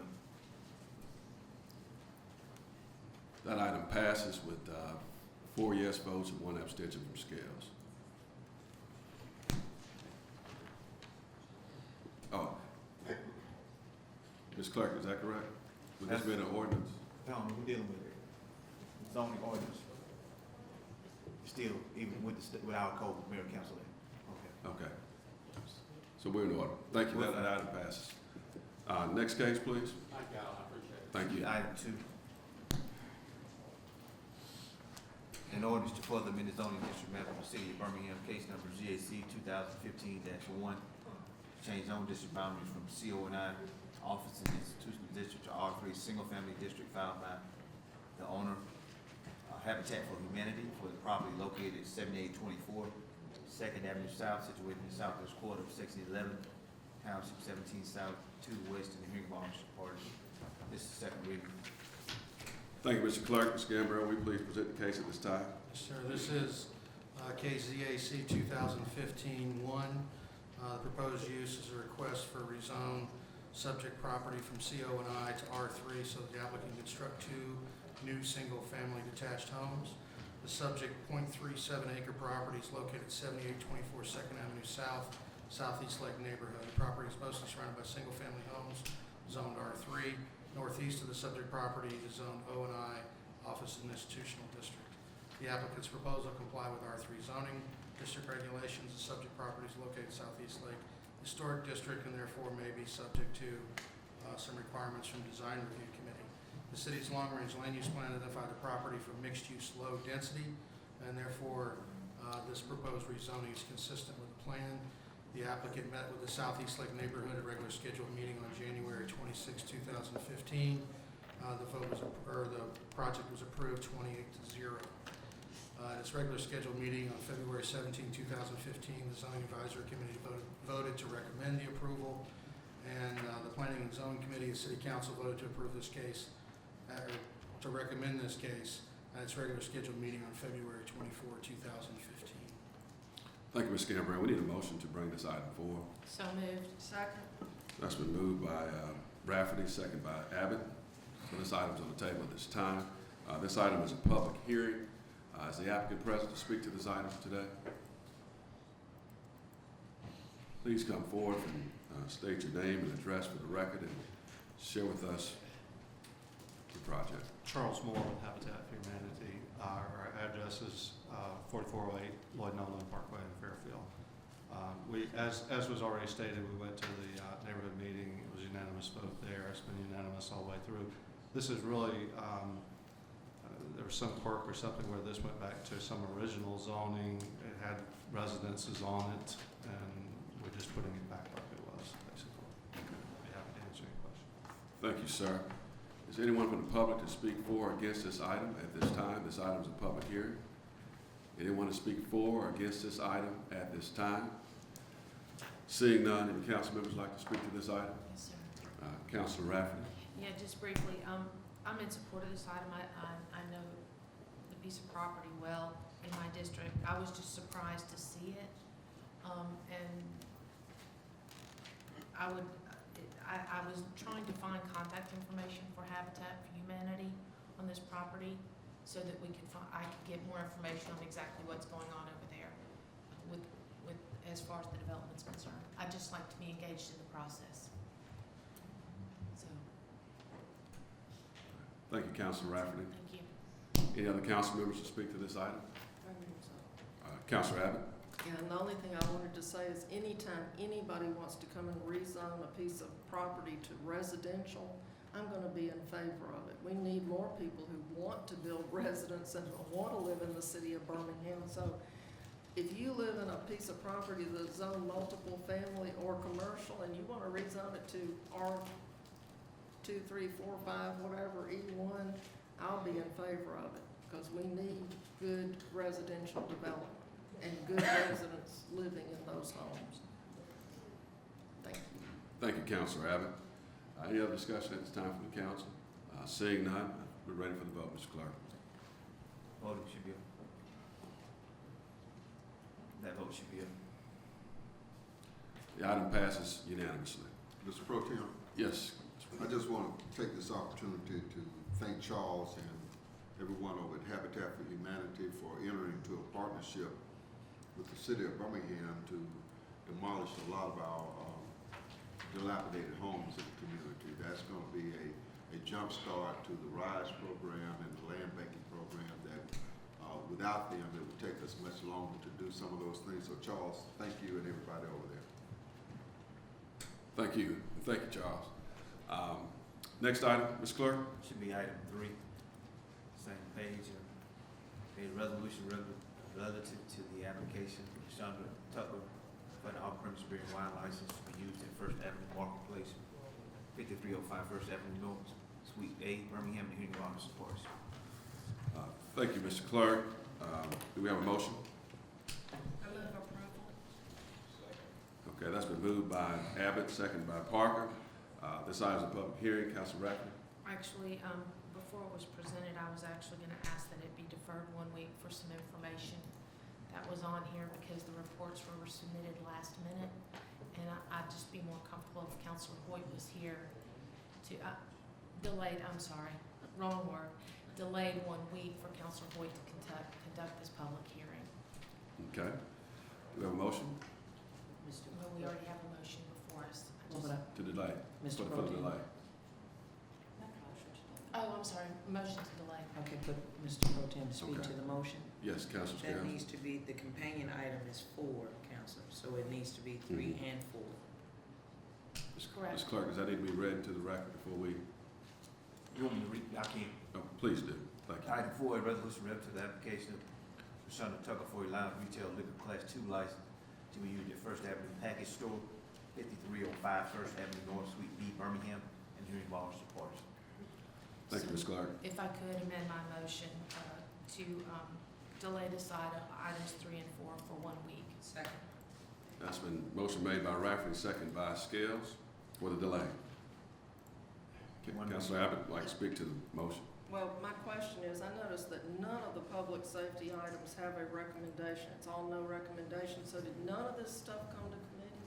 Or did the committee not meet? No, ma'am, actually, there was no quorum on that day, so it was just rolled forward. But the side problem was is none of the reports were put in our agenda to review before the meeting today. Okay, so will there be a public safety committee meeting before next Tuesday? Monday.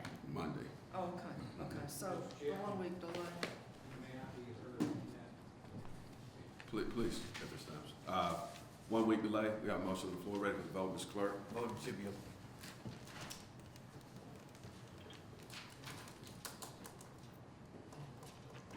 That vote should be up for both of those items. That passes unanimously. Item 3 and item 4 will be delayed for 1 week. Next item, Mr. Clerk. Should be item 5, page 3. A resolution relative to the application of Mini Mart West Incorporated for an off-premise beer and wine license to be used at Mini Mart West, 1324 Bessemer Road, Birmingham, in the hearing of all interested parties. Thank you, Mr. Clerk. You have a motion to bring this forward? I so moved to bring it forward. Second. That's been moved by Rafferty, second by Parker. Councilor Rafferty? Yes, I'd also like to delay this item for 1 week. Like to make? Okay, that's your motion. We have a motion from Councilor Rafferty, second by Abbott, to delay item number 5 for 1 week.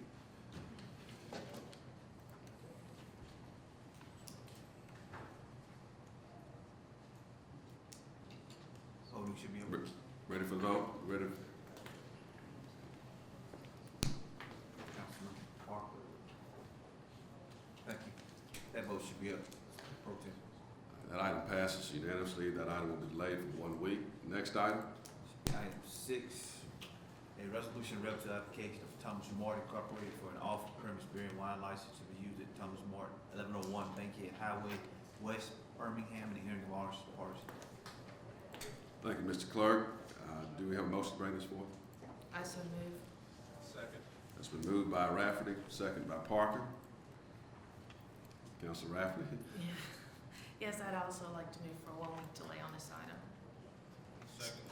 Okay, that's Rafferty, Parker, with a 1 week delay for item 6. Ready for the vote, Mr. Clerk?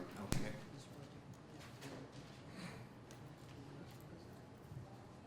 Voting should be open.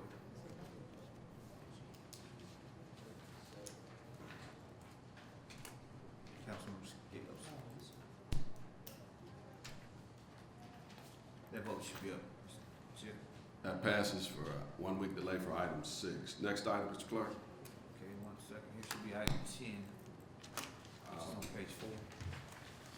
A resolution relative to the application of Dweller Construction Properties LLC for a special retail liquor license, 160, to be used at Inslee Live Entertainment Law. Can you go ahead and read read number 11 also? Okay, 1816 Avenue E, Inslee, Birmingham, in the hearing of all interested parties. Item 11, a resolution relative to the application of Dweller Construction Properties LLC for a special retail liquor license, 160, to be used at Inslee Soho, 1820 Avenue E, Inslee, Birmingham, and Henry Lawrence. Thank you, Mr. Clerk. Both of these items have been requested to be withdrawn by the chair. Withdrawn? Yes. I'm sorry, delayed for 1 week, excuse me. Oh, okay. Somebody make a motion. I'd like to make a motion to delay these items for 1 week. That's Roberson, Rafferty. Mr. President. Are we delaying these so they can go to committee? Correct. Like all the other ones? Correct. Okay. Yes, ma'am. Thank All you. right. Voting should be over now. Councilmember Parker, Scales, Councilmember Scales. All right, that vote should be up. Pro Tem. Thank you, Mr. Clerk. Item 10 and 11 have been delayed for 1 week. That item passes unanimously. Those items, right. Next item. Okay, items 15 and 16 have been withdrawn. And next should be item number 23. It's on page 7. Okay. Item 23, a resolution confirming the appointment of 5 members to the Solid Waste Authority, 2 members to expire July the 12th, 2015, 2 members to expire July the 12th, 2017, and 1 member to expire July the 12th, 2019.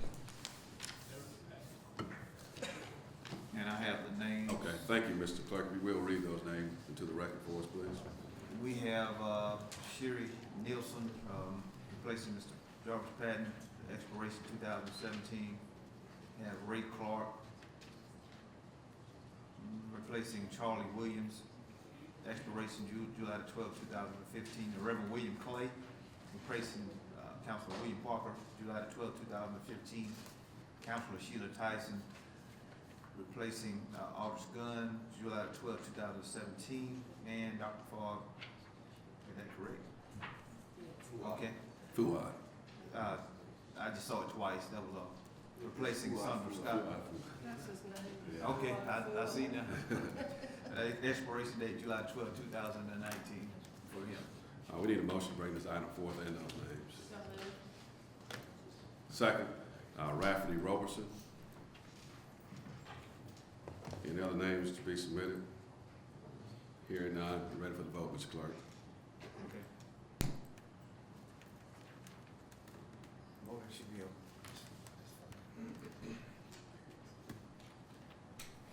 Councilman Scales. Thank you. That vote should be up, Mr. Chair. That item passes unanimously. Next item. It should be item 33, which is on page 9. A resolution authorizing the Director of Planning, Engineering, and Permits to issue a condemnation repair permit to Joel F. Callen, the owner or agent of property located at 2512 Bush Boulevard, Birmingham, which was condemned by the council July 14, 2011, in order to remove weeds and trash from the premises within 10 days of permit issuance and to commence and make substantial repairs within 30 days of permit issuance, 3 permits having been voided due to lack of substantial repairs. Thank you, Mr. Clerk. Do we have a motion? So moved. Second. Rafferty and Parker. Item 33, this deals with the Public Improvements Committee. Council Scales. Mr. Pro Tem, Madam Chair, Councilor Tyson has asked that that item be delayed for 2 weeks, please. You make a motion? Yes, sir. In the form of a motion, I'd like to request that this item be delayed for 2 weeks. Second. Scales and Rafferty on the 2-week delay for item 33. Mr. President, Yes, is for the the motion. purpose of the delay to go back to committee or what?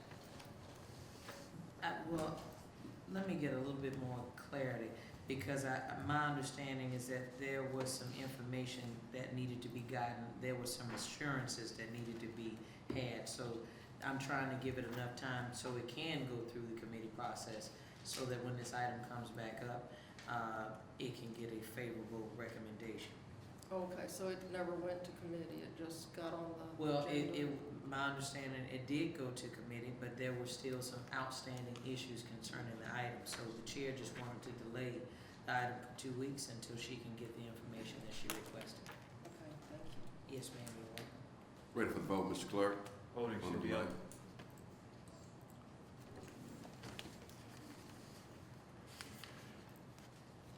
That vote should be up. That item will be delayed for 2 weeks. Next item, Mr. Clerk. Should be item 38. A resolution authorizing the Director of Planning, Engineering, and Permits to issue a condemnation for permits Brenda Ropes, the owner or agent of property located at 2200 10th Street, Pratt City, Birmingham, which was condemned by the council November the 10th, 2009, in order to remove the weeds and the trash from the premises within 10 days of permit issuance, to commence and make substantial repairs within 30 days of permit issuance. 4 permits having been voided due to lack of substantial repair. Okay. Thank you, Mr. Clerk. We need a motion at this time. Move for approval. That's been moved by Scales and Parker. Items before us. Councilor Abbott.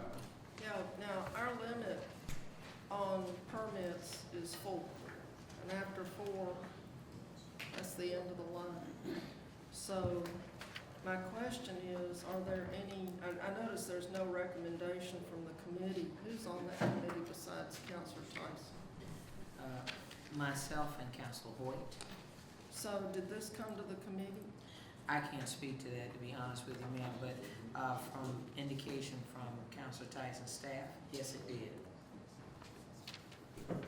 So, but no one knows what the council, what the committee was thinking? She wanted to give them one more chance.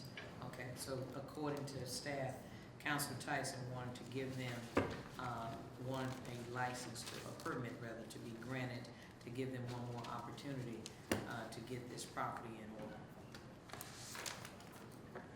Well, I don't really have a problem with that. It's just all these no recommendations are a little bit confusing to those of us who aren't members of that committee. Sure. But I'm all for saving any house that can actually be saved if the applicant will actually do something.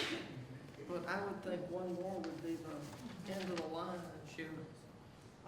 Thank you, Mr. Yeah, because President. they already have 4. Thank you. Thank you, Councilor Abbott. Any other discussion regarding item 38 at this time? Well, Mr. President, I do have one other comment. Councilor Now, Abbott. if we're gonna have a policy, this is the only thing. We have a policy. If we don't follow the policy for this person, how are we gonna follow the policy for the next person who has 4 permits and wants to know why we did this for this individual? So I would think we need to have a rock solid reason that this person would be allowed to have a 5th permit when other people's homes have been bulldozed after they didn't conform to the 4 permit limit. So I think that that's something that we need to take into consideration, simply because we don't want to get ourselves in trouble by seemingly playing favorites or giving people more leeway, some people more leeway than others. And that's something that we just need to think about, if the policy's gonna be changed, or if we can frame the special exception that we're making, if there's some good, solid reason to make it. You get my drift. So. Councilor Rafferty.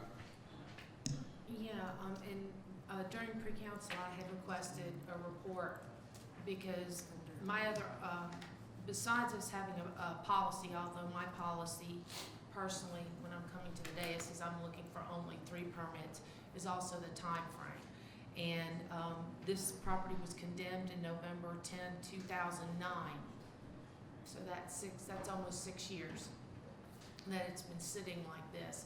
And I know there are extenuating circumstances at times, but that's why I asked if we could have a report on those extenuating circumstances, if you want me to make an exception. But the time frame also, the amount of time between the first application and however many applications down the road also does bother me. So I'd just like to have a better understanding of what the policy is in PIC, as well as a report from PEP on exactly what's going on with the property. Mr. Martin. 1 second before we continue this guy. I want to make sure all cell phones are on vibrate or silent moving forward. We've had a lot of cell phones to go off today in chambers. If we just trying to keep the quorum as we do the business of the city at this time. So please make sure your cell phones are cut off. Council Scales? Thank you, Ms. Pro Tem. Then I would ask respectfully, in lieu that the other council members have raised legitimate questions that need to be answered, if we could just delay the item for 2 weeks until that information is provided to the council members. I believe that. Is that motion on the floor? Yeah, it is. I just got one. Okay, I just want to remind myself, I did second it. Okay. I do have one comment to the motion. Sure. And as former chair of Public Improvement and Beautification Committee, we've stood steadfast against the 4 permit limit. And if you have not done the proper due diligence to sustain a property or bring it up to par, you avoided the opportunity moving forward. So I have to agree with Councilor Abbott as far as policy, and we need to make sure we are enforcing that policy moving forward. So, but I will respect the chair's decision moving forward, but I would hope we would emphasize that, 4 permits has always been the limit granted, and that's the policy for the city of Birmingham. Do we have a motion? Yes, sir, Mr. Chair. Mr. Pro Tem. I'd like to make a motion, Mr. Pro Tem, that item 38 be delayed for 2 weeks. Second. That's Scales and Rafferty on a 2-week delay for item 38. Voting should be up.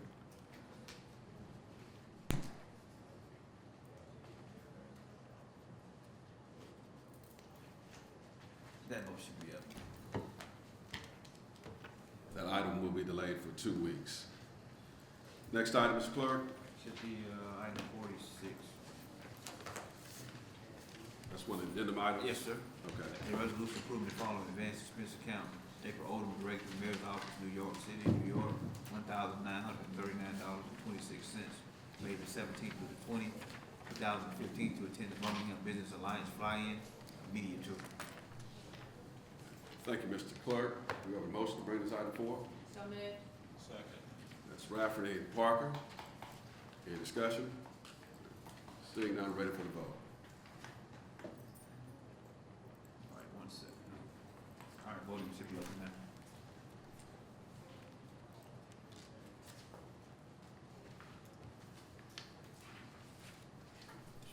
All right, that vote should be up. That item passes with 4 votes and 1 no vote by Abbott. Next item, Mr. Clerk. No, the new, I think we Well, have some UCs. we have some unanimous consent items we need to take forward. Do you have those documents to read to the record? We actually have 3. We have a travel item. I don't have the travel. I have the 1 travel, and then we can take up the 2 from the mayor's office. Do any of us have the travel on? It's just Mr. Parker. I'm with you. Yes. Yeah, I have the Freedom. Yes. I have that. We have the Freedom Exhibition Yes. with both documentation. I only have 1. Okay. I'll come share the second. Okay. You want me to read the Freedom item? Yes. A resolution approving payment to Dr. Peter, I'm sorry, McGabane in the amount of $12,500 for the commercial and/or private rights and permission for use of copyrighted photographs and images for use in the Freedom Exhibition to be hosted by the city of Birmingham the summer of 2015, to authorize the mayor to execute the agreement on behalf of the city. We take up the other one also. Okay. I think the other one is the, is that the same thing? It's with Spider Mark. Okay. It's the same. Trying to see if there's a cover sheet or if not, okay. It's short. Be it resolved by the council of the city of Birmingham that the payment to Tracy Martin executed for the photography estate of Spider Martin in the amount of $12,500 for the commercial and/or private rights and permission for the use of copyrighted photographs and images for the use of the Freedom Exhibition to be hosted by the city of Birmingham in the summer of 2015, being the same hereby is approved, and be it further resolved that the mayor is hereby authorized to execute the appointment on behalf of the city. Mr. President, I move approval. Second. Abbott Parker. All in favor, let it be known by saying aye. Aye. All opposed? That's for UC. That item passes for UC. We need the items. We gotta move the item. Yeah. Second. Okay, it's before you. Roberson, Abbott, Council Scales has a question to the motion.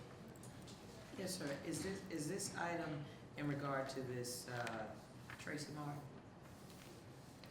I'm not talking about the travel. I'm okay with that. It's the Spider Martin. photographs Photographs. of Spider Martin that belong, that he did.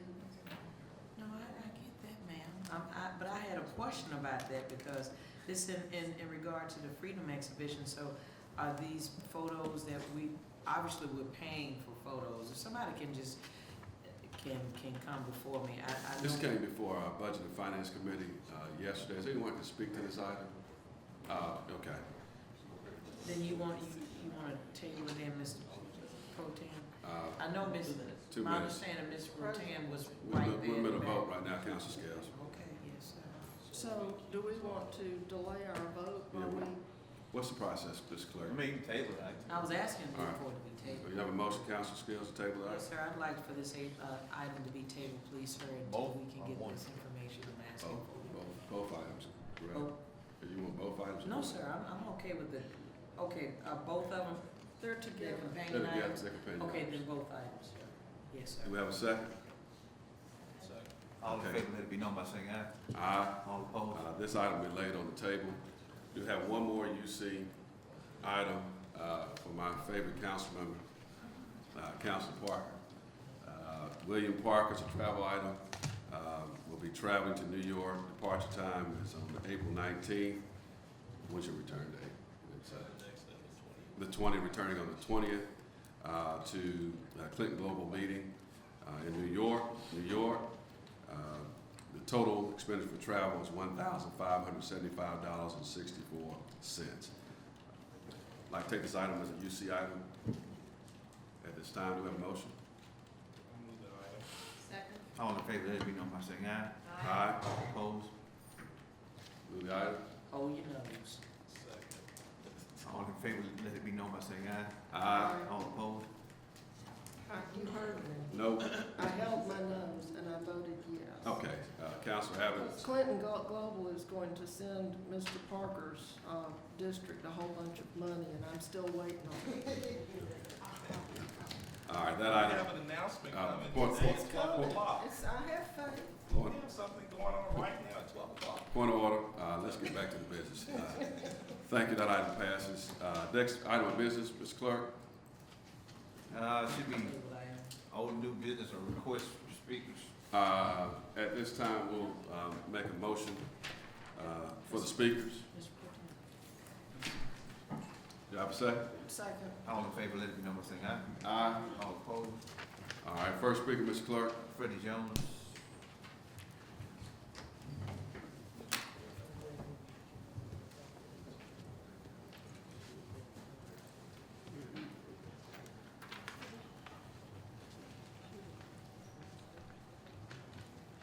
You go ahead.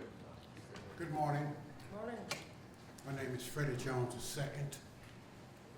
I reside at 2425 Powley Avenue Southwest. First, I'm here to invite all of you to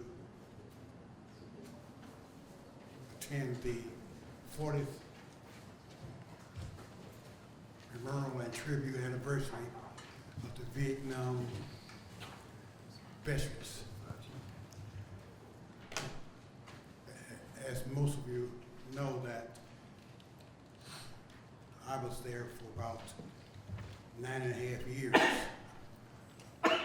to include the last day of our presence in Vietnam, which was April 1975. The record indicates that we lost 58,000 men and women in battle during the period of 1963 through April 1975.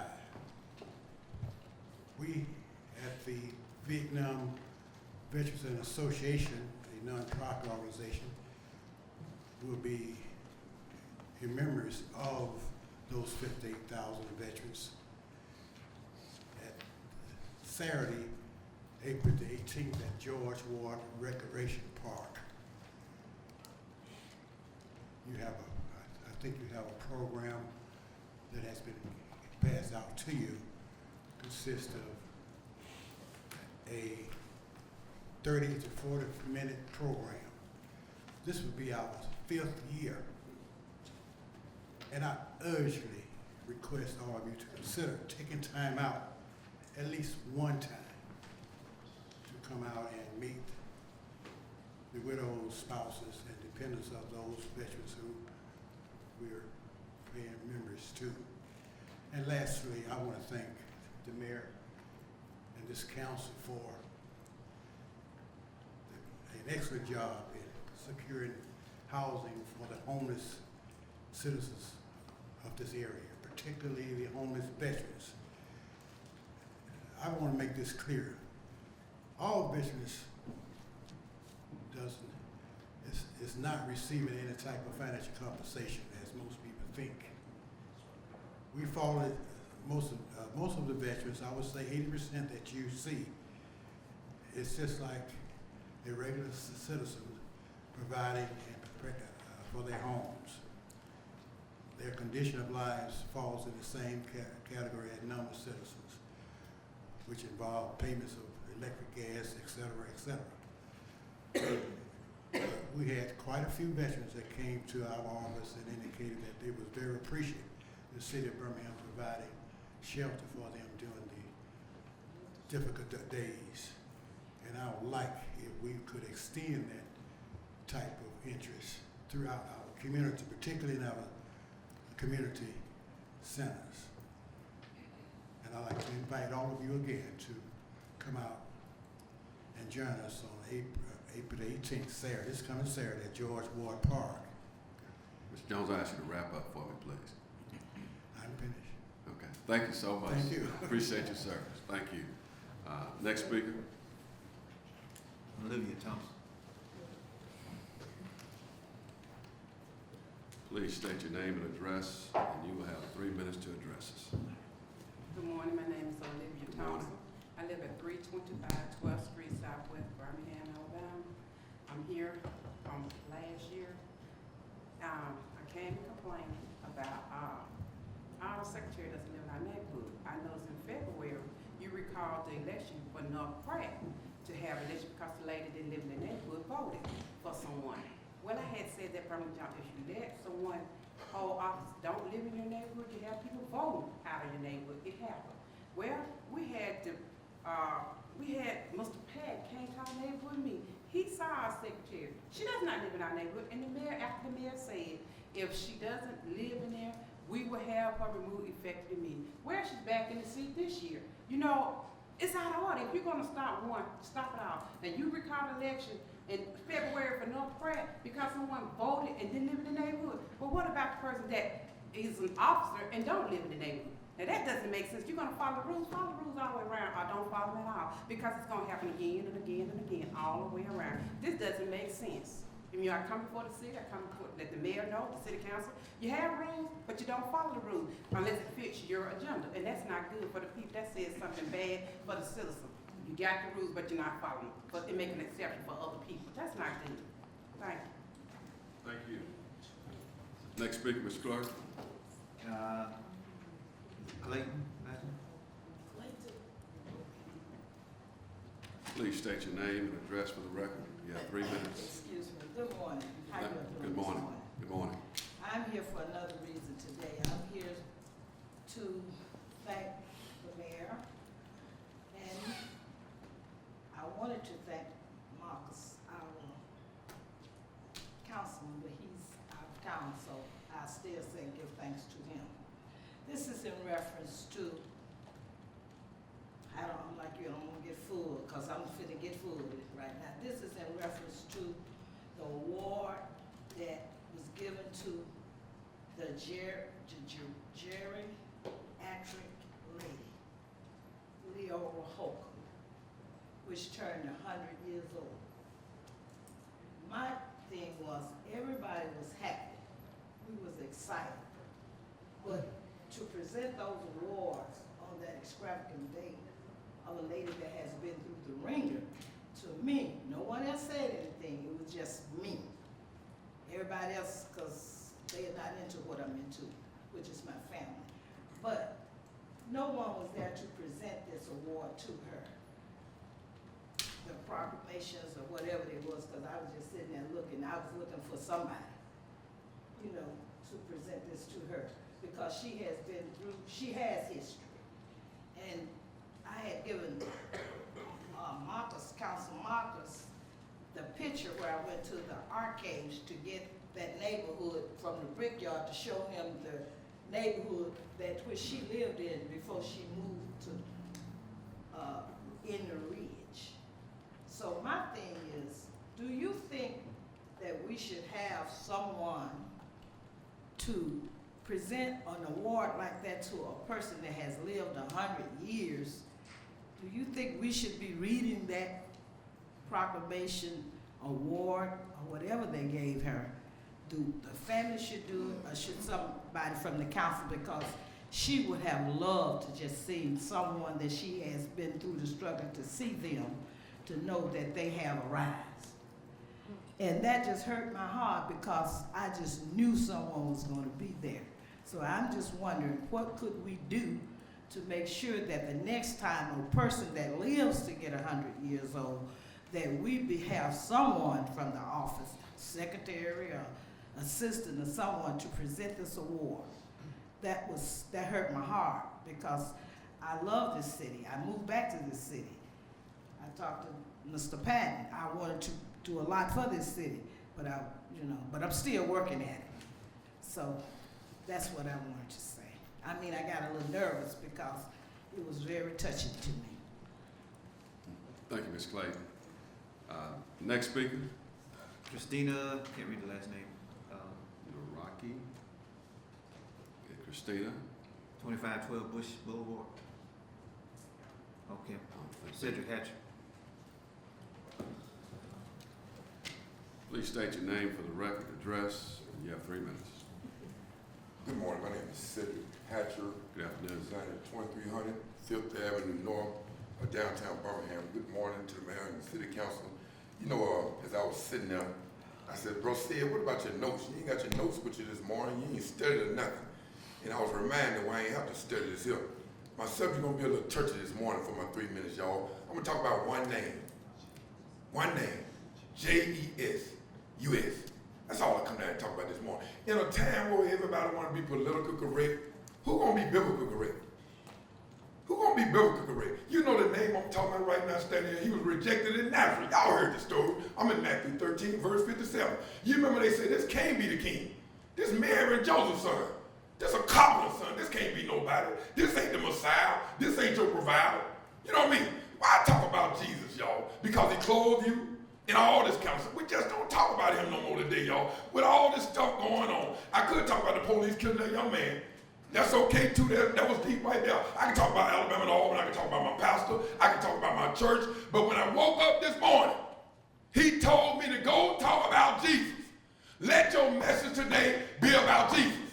And so I come down here to the city hall, y'all, like I've been doing forever. I can talk about this YouTube thing. This whole paper is written about me. And it's something positive about me. It ain't that I sold no dope, I had a warrant out my arrest. This is a YouTube thing that was made standing right here. And today my name talked about all over the country. And that's okay too. But that ain't to glorify me, that's to glorify him. In Matthew 5, verse 14, I'm getting on out here. He said, let men see your good works, that they may glorify your Father which is in heaven. I don't understand why Christians are being quiet today. With all this demonic stuff going on out there and in here too. We so quiet. Everybody coming out the closet but the saints. When we gonna come out the closet, y'all? I'm tired of being in the closet. Now let me give you 5 good reasons I'm gonna take my seat. Why you need to be talking about Jesus. Number 1, write them down now. Number 1, because he woke you up this morning. Number 2, because he woke you up this morning. Number 3, because he woke you up this morning. Number 4, because he woke you up this morning. Now get number 5, write it down, please. Number 5, because he woke you up this morning. Thank you, Mr. Hatcher. Next speaker. Willie Jenkins. Please state your name and address. You have 3 minutes. 16 Quinfield Avenue. Honorable the City Council, Now, I would like to announce that Clinton Simpson, I guess y'all heard about that, the back barber shop, the barber shop downtown fell dead. That, my prayers go out to him. Will be a new ride, I think, not new ride, I think it's up in Birmingham, but y'all probably already heard about that, Clinton Simpson.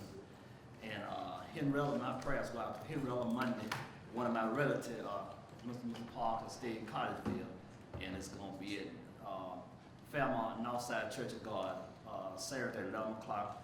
And also Enos Simpson, Enos, stay right across the street from Carver High School, Mr. Parker. It's in our district. And he was at a church and had a massive heart attack. All of them in the family at the Carver High School. And I just want to let you know it's going to be at this coming Saturday at New Beginning, Rice Chapel. This coming Saturday at 12 o'clock. That'll be service at 12 o'clock. And Henrietta Monday funeral going to be at 11 o'clock. What I said, Northside, it's going to be at Fairmont, Northside Church of God. And this going to be, Enos Simpson going to be at, over there to, not Northside, it's going to be at New Beginning, Rice Chapel. Yeah, Rice Chapel, yeah, Rice Chapel.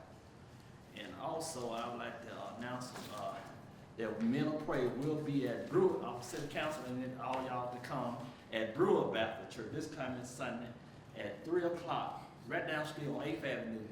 We'll be that right down the street. The Men of Praise right down the street from 8th Avenue. The Men of Praise will be singing over there to, this coming Sunday at Brewer. And then also our Men's Day coming up to 4th Sunday in May.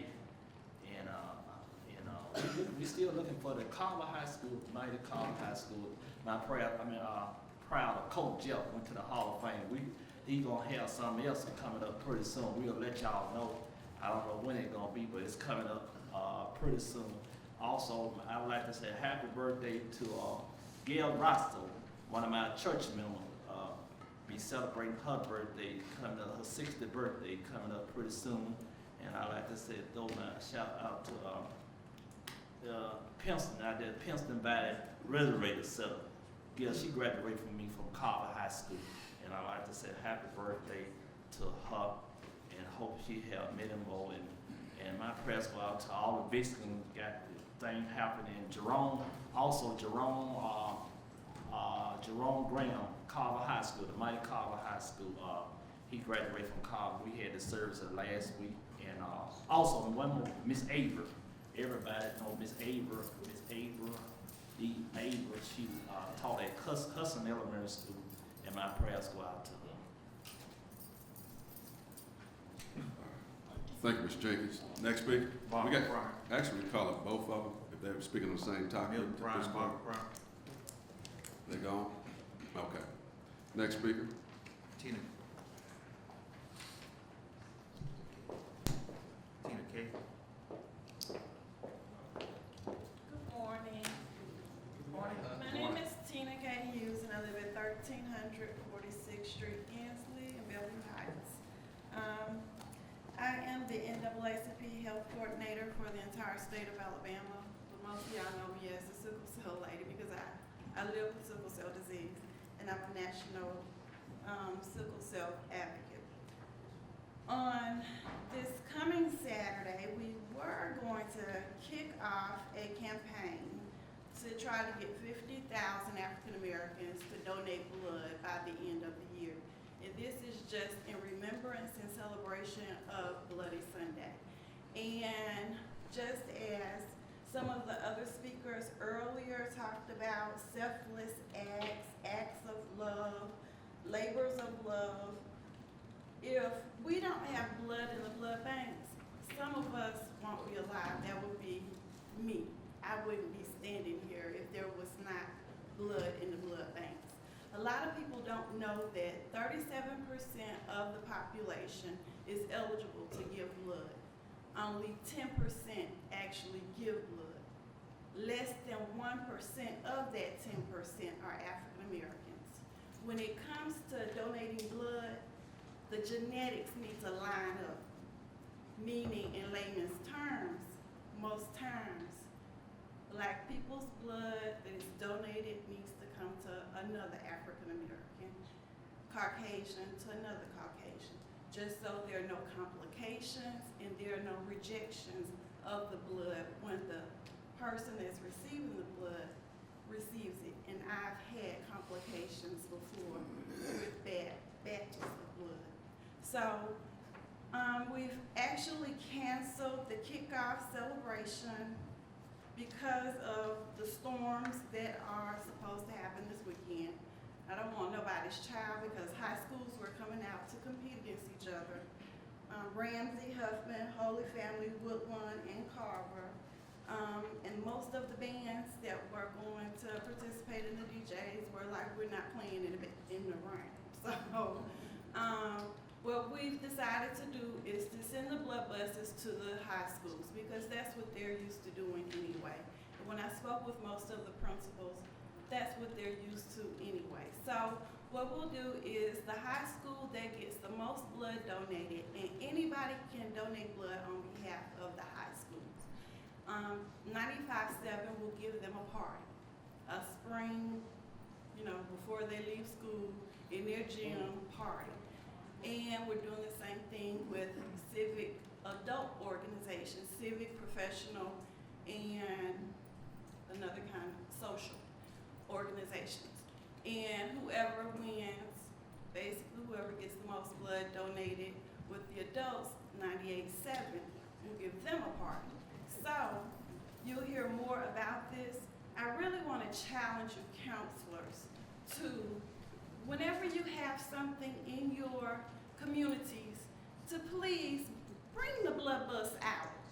Challenge your neighborhoods to compete against each other. If you're having a huge event like Stephen Hoyt does with Party with a Purpose, and have your neighborhoods compete against each other to give blood, and then give that neighborhood some type of token or trophy or something. But we got to figure out how to get more African Americans to give blood.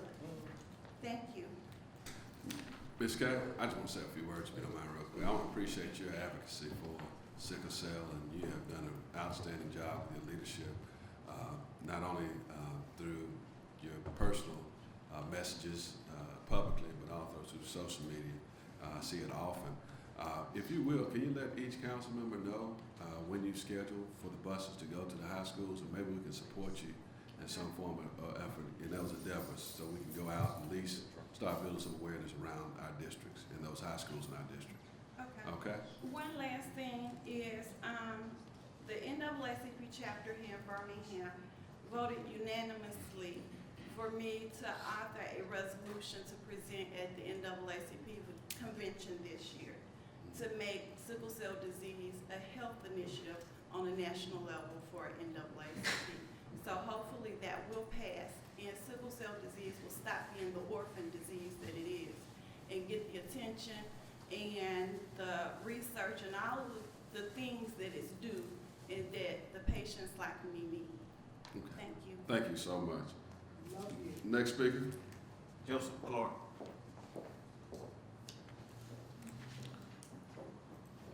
Please state your name, address, and you have 3 minutes to speak.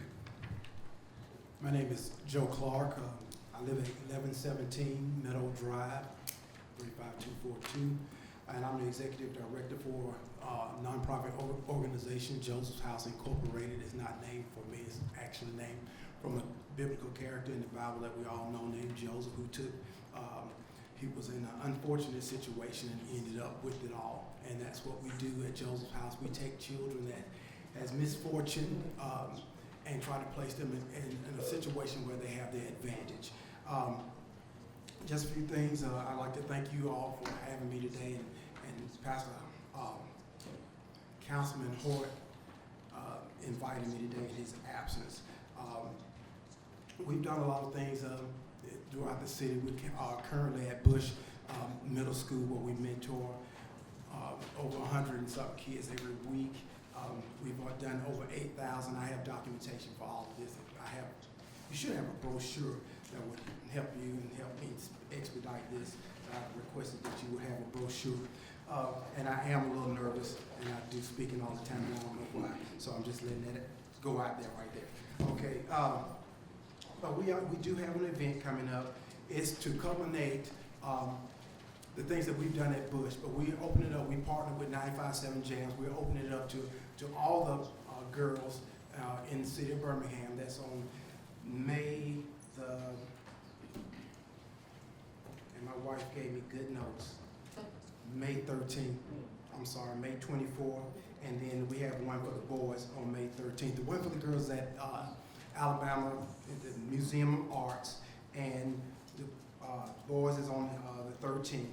And I'd just like to say, and just trying to wrap this thing up, we've done a lot of good things for the community. We brought AC Green, that's a picture of him. We do college tours because we believe that you can't have faith for something that you've never seen. We deal with a lot of kids that had never been out of Birmingham and never been out of their neighborhood. So we try to take them to venues that will make them want to do better in life. And we've been pretty successful with that.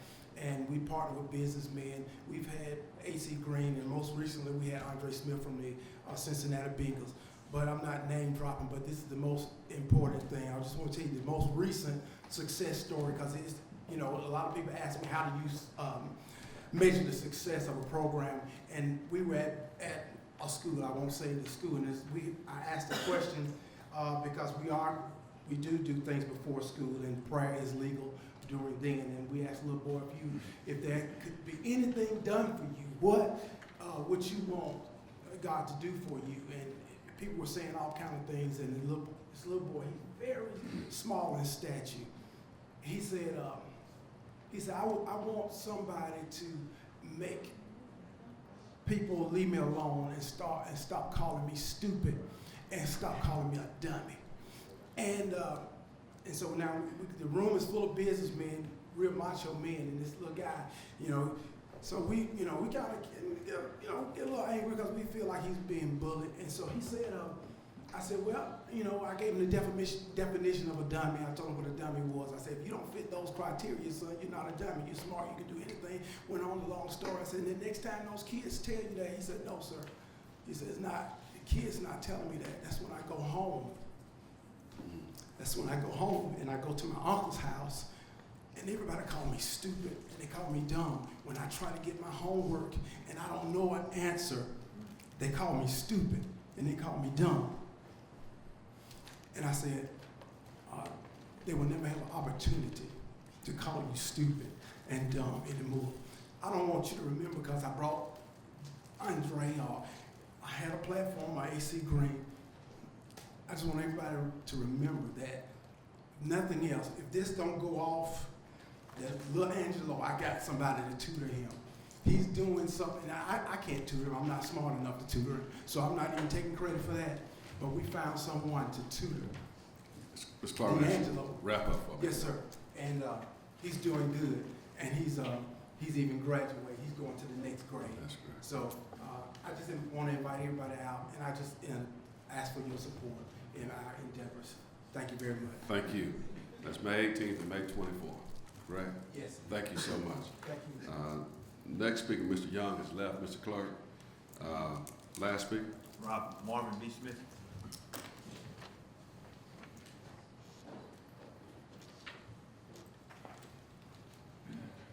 Please state your name and address for the record. You have 3 minutes. All right, my name is Marvin B. Smith Jr. I'm the CEO and founder of the Gold Institute of Construction Technology and the Arts.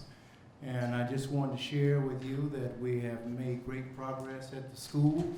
We have moved about 1930 cubic yard dumpsters of trash that comes in debris. That's about 10 tons of trash from the school.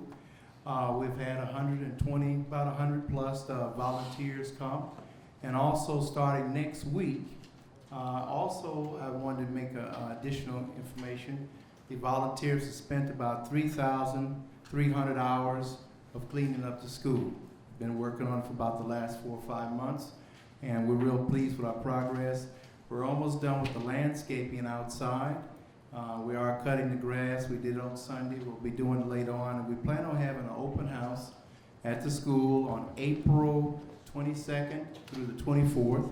We'll be there probably between the hours about 10 o'clock to 5 o'clock. Whoever would like to come by, I'd like to invite the city council as well as the mayor, and also I'd like to see if Jarvis Patton can come by and visit the school.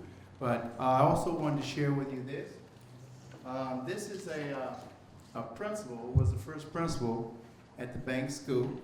We found this way up on the 3rd floor in a closet in the dark, and his name is Roy Shelton, and I believe it's quite a collector's piece, and it was given to him in 1958.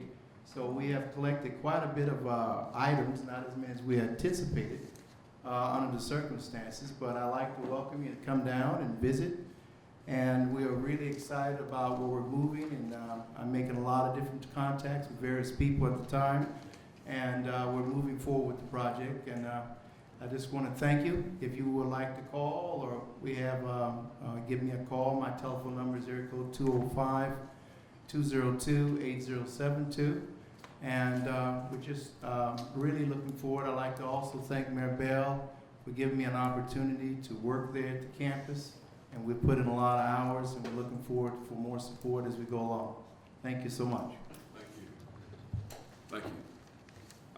Mr. Clerk, at this time, I ask the council that we revisit the item that's on the table. We'll move the item from the table. Is that a second? Yes. All in favor, let it be known by saying aye. Aye. All opposed? Ms. Rotan, will you please come up, please? Council Skills had a couple of questions related to the UC items. Okay, good afternoon. Hi, good afternoon. Very quickly, Ms. Rotan, I was trying to get better understanding of this. Are these photographs of Dr. Gaston himself, or just the makeup of that time? See, because when I think of Freedom Center, we are speaking of the renovations of the former A.G. Gaston Hotel. Is that right? No. No, Wait a minute, which item I'm looking at, is this the Tracy Martin item? It yes. says the Freedom Exhibition. Okay, so this has nothing to do with that. It has nothing to do with the Freedom Center Okay. directly. Let me just. I don't mind being corrected, that's why I wanted to know. No, it's all right. Good afternoon, everyone.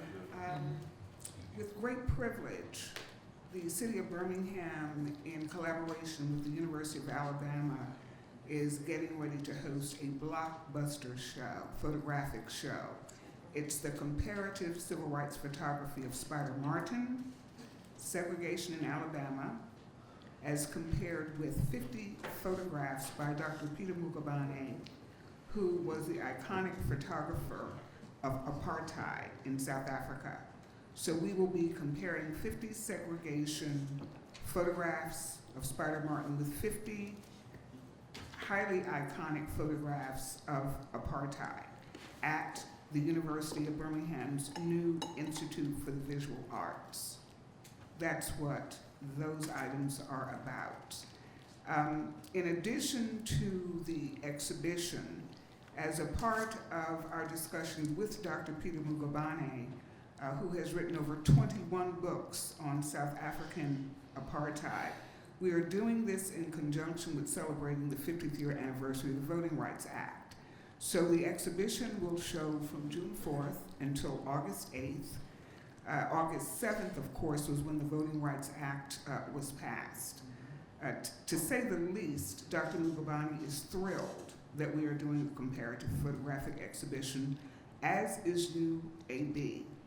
As a part of Dr. Mugabane's contract, he insisted that there be a book that would basically celebrate these photographs. They've never been shown before in comparison.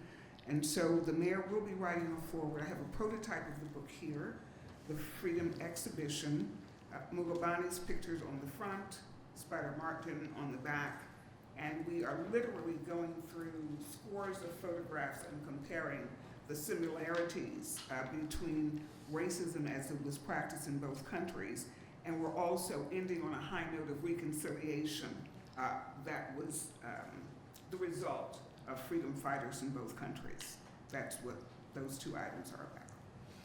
Okay, so let me understand this. One is for $12,500, and is there? I don't see the other one, Mr. Pro Tem. That's what my issue was. What is the amount of the other? The same.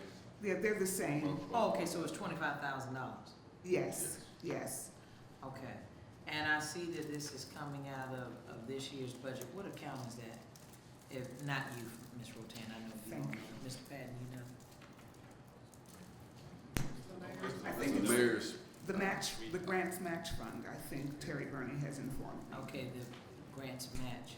Okay, I think I can get with that. All right, well, I'm glad that I had an understanding. Then I'll know what I'm voting on, because now when I see freedom, I'm automatically thinking Freedom Center. And we're really hoping that this exhibition, once it is mounted and comes down, in fact, would be donated to the new Freedom Center. It would be spectacular. We're having separate negotiations about that as a possibility now. Let me also ask this in closing, because obviously you're working very closely with this photographer, is that correct, on this project? Very much. If at all possible, if the council can have an audience with him, and certainly the mayor has the right, first of all, let me say that, to do the forward of whatever you just said that he would be doing. I think it'd be great if the council, by way of the president, can pin something on behalf of the council. I think it's so imperative, considering that the council celebrated in 2013 its 50th anniversary. You know what I mean? Absolutely. Just to kind of see where we've evolved and all these new, young, nice faces and women, you know. So if you can do that, and we're, you know, it's just gonna be a conversation in the chamber that we actually make that happen, that would be great. I think that would be very appropriate. I don't like for people to forget the council once they get the money. Okay, thank you, Ms. Pro Tem. thank you. Now I'll vote in favor of it. Yes, Thank you, so Ms. much. Rotan, for your presentation. This item is before us, it's a UC item. Mr. Clerk, do we need to take another motion? No, sir. When it goes to the table, everything goes with it, so we can bring it back up, now you just take a vote on that. Okay, do we have, ready for? Second. All in favor, let it be known by saying aye. Aye. All opposed? All right, item passes. Thank you. Next item of business, Mr. Clerk? Old New business, Council Scales. Thank you, Mr. President. As always, I want to thank the citizens of District 1 as well as the city of Birmingham for affording me the opportunity to be their voice. I do want to thank also Principal Lyons over at Huffman High School. I had a wonderful time with our students on last week. We had some members of what I call the village. It takes a village to raise the community, and the villagers were out on last week, and the students were very receptive. We're looking forward to some other projects that we have going on in the district. Also want to enlighten the citizens of District 1. We have more than $2 million in projects that are going forward, and we're happy to be able to work with the mayor's office and our council colleagues to be able to provide 4 park renovations that's going to happen in our district, and we're really excited about it. We'll be talking about that in weeks to come so that everybody can get on board. And I want to thank the residents in the Huffman neighborhood. I saw them out on Saturday. They were cleaning, and nobody had to urge them. They had their own cleanup committee, and they started, Mr. Patton, cleaning up our area. And we are very, very grateful for Public Works, but we always make sure that we put our hand to the plow as well. So we want to thank everyone for that. I also want to move for a resolution of sympathy for Dr. Xavier Carter. He passed on this past Sunday, or actually on Sunday. Second. All in favor, let it be known by saying aye. Aye. All opposed? Move the item. Second. All in favor, let it be known by saying aye. Aye. All opposed? Dr. Carter That is, passes. thank you, sir. Mhm. Dr. Carter was one of our many precious people in District 1 that actually was over several churches in the area, and his wife is the former president of Echo Highlands Neighborhood Association, so we wanted to make sure that we support her in that regard.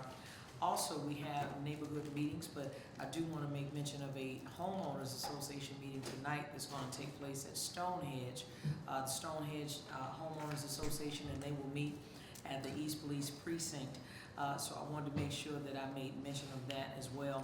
Lastly, I will say this, that touched me really about that young man this morning in regard to UAB for more reasons than one, because I have a daughter that I don't necessarily want to let go, but she's grown, she's 24, and And so Ma's going through my little crying stage, primarily because she too feels the same way. She doesn't feel that things are really moving in Birmingham, so she want to go on and start her own horizon. So nevertheless, Ma's still on the job, and we're trying to keep her in Birmingham, but I know a lot of young people feel that way. So with that having said, Mr. Pro Tem, out of respect for my council colleague who had a great announcement today, and I know he's about to make that announcement. I wish he could have been there in person.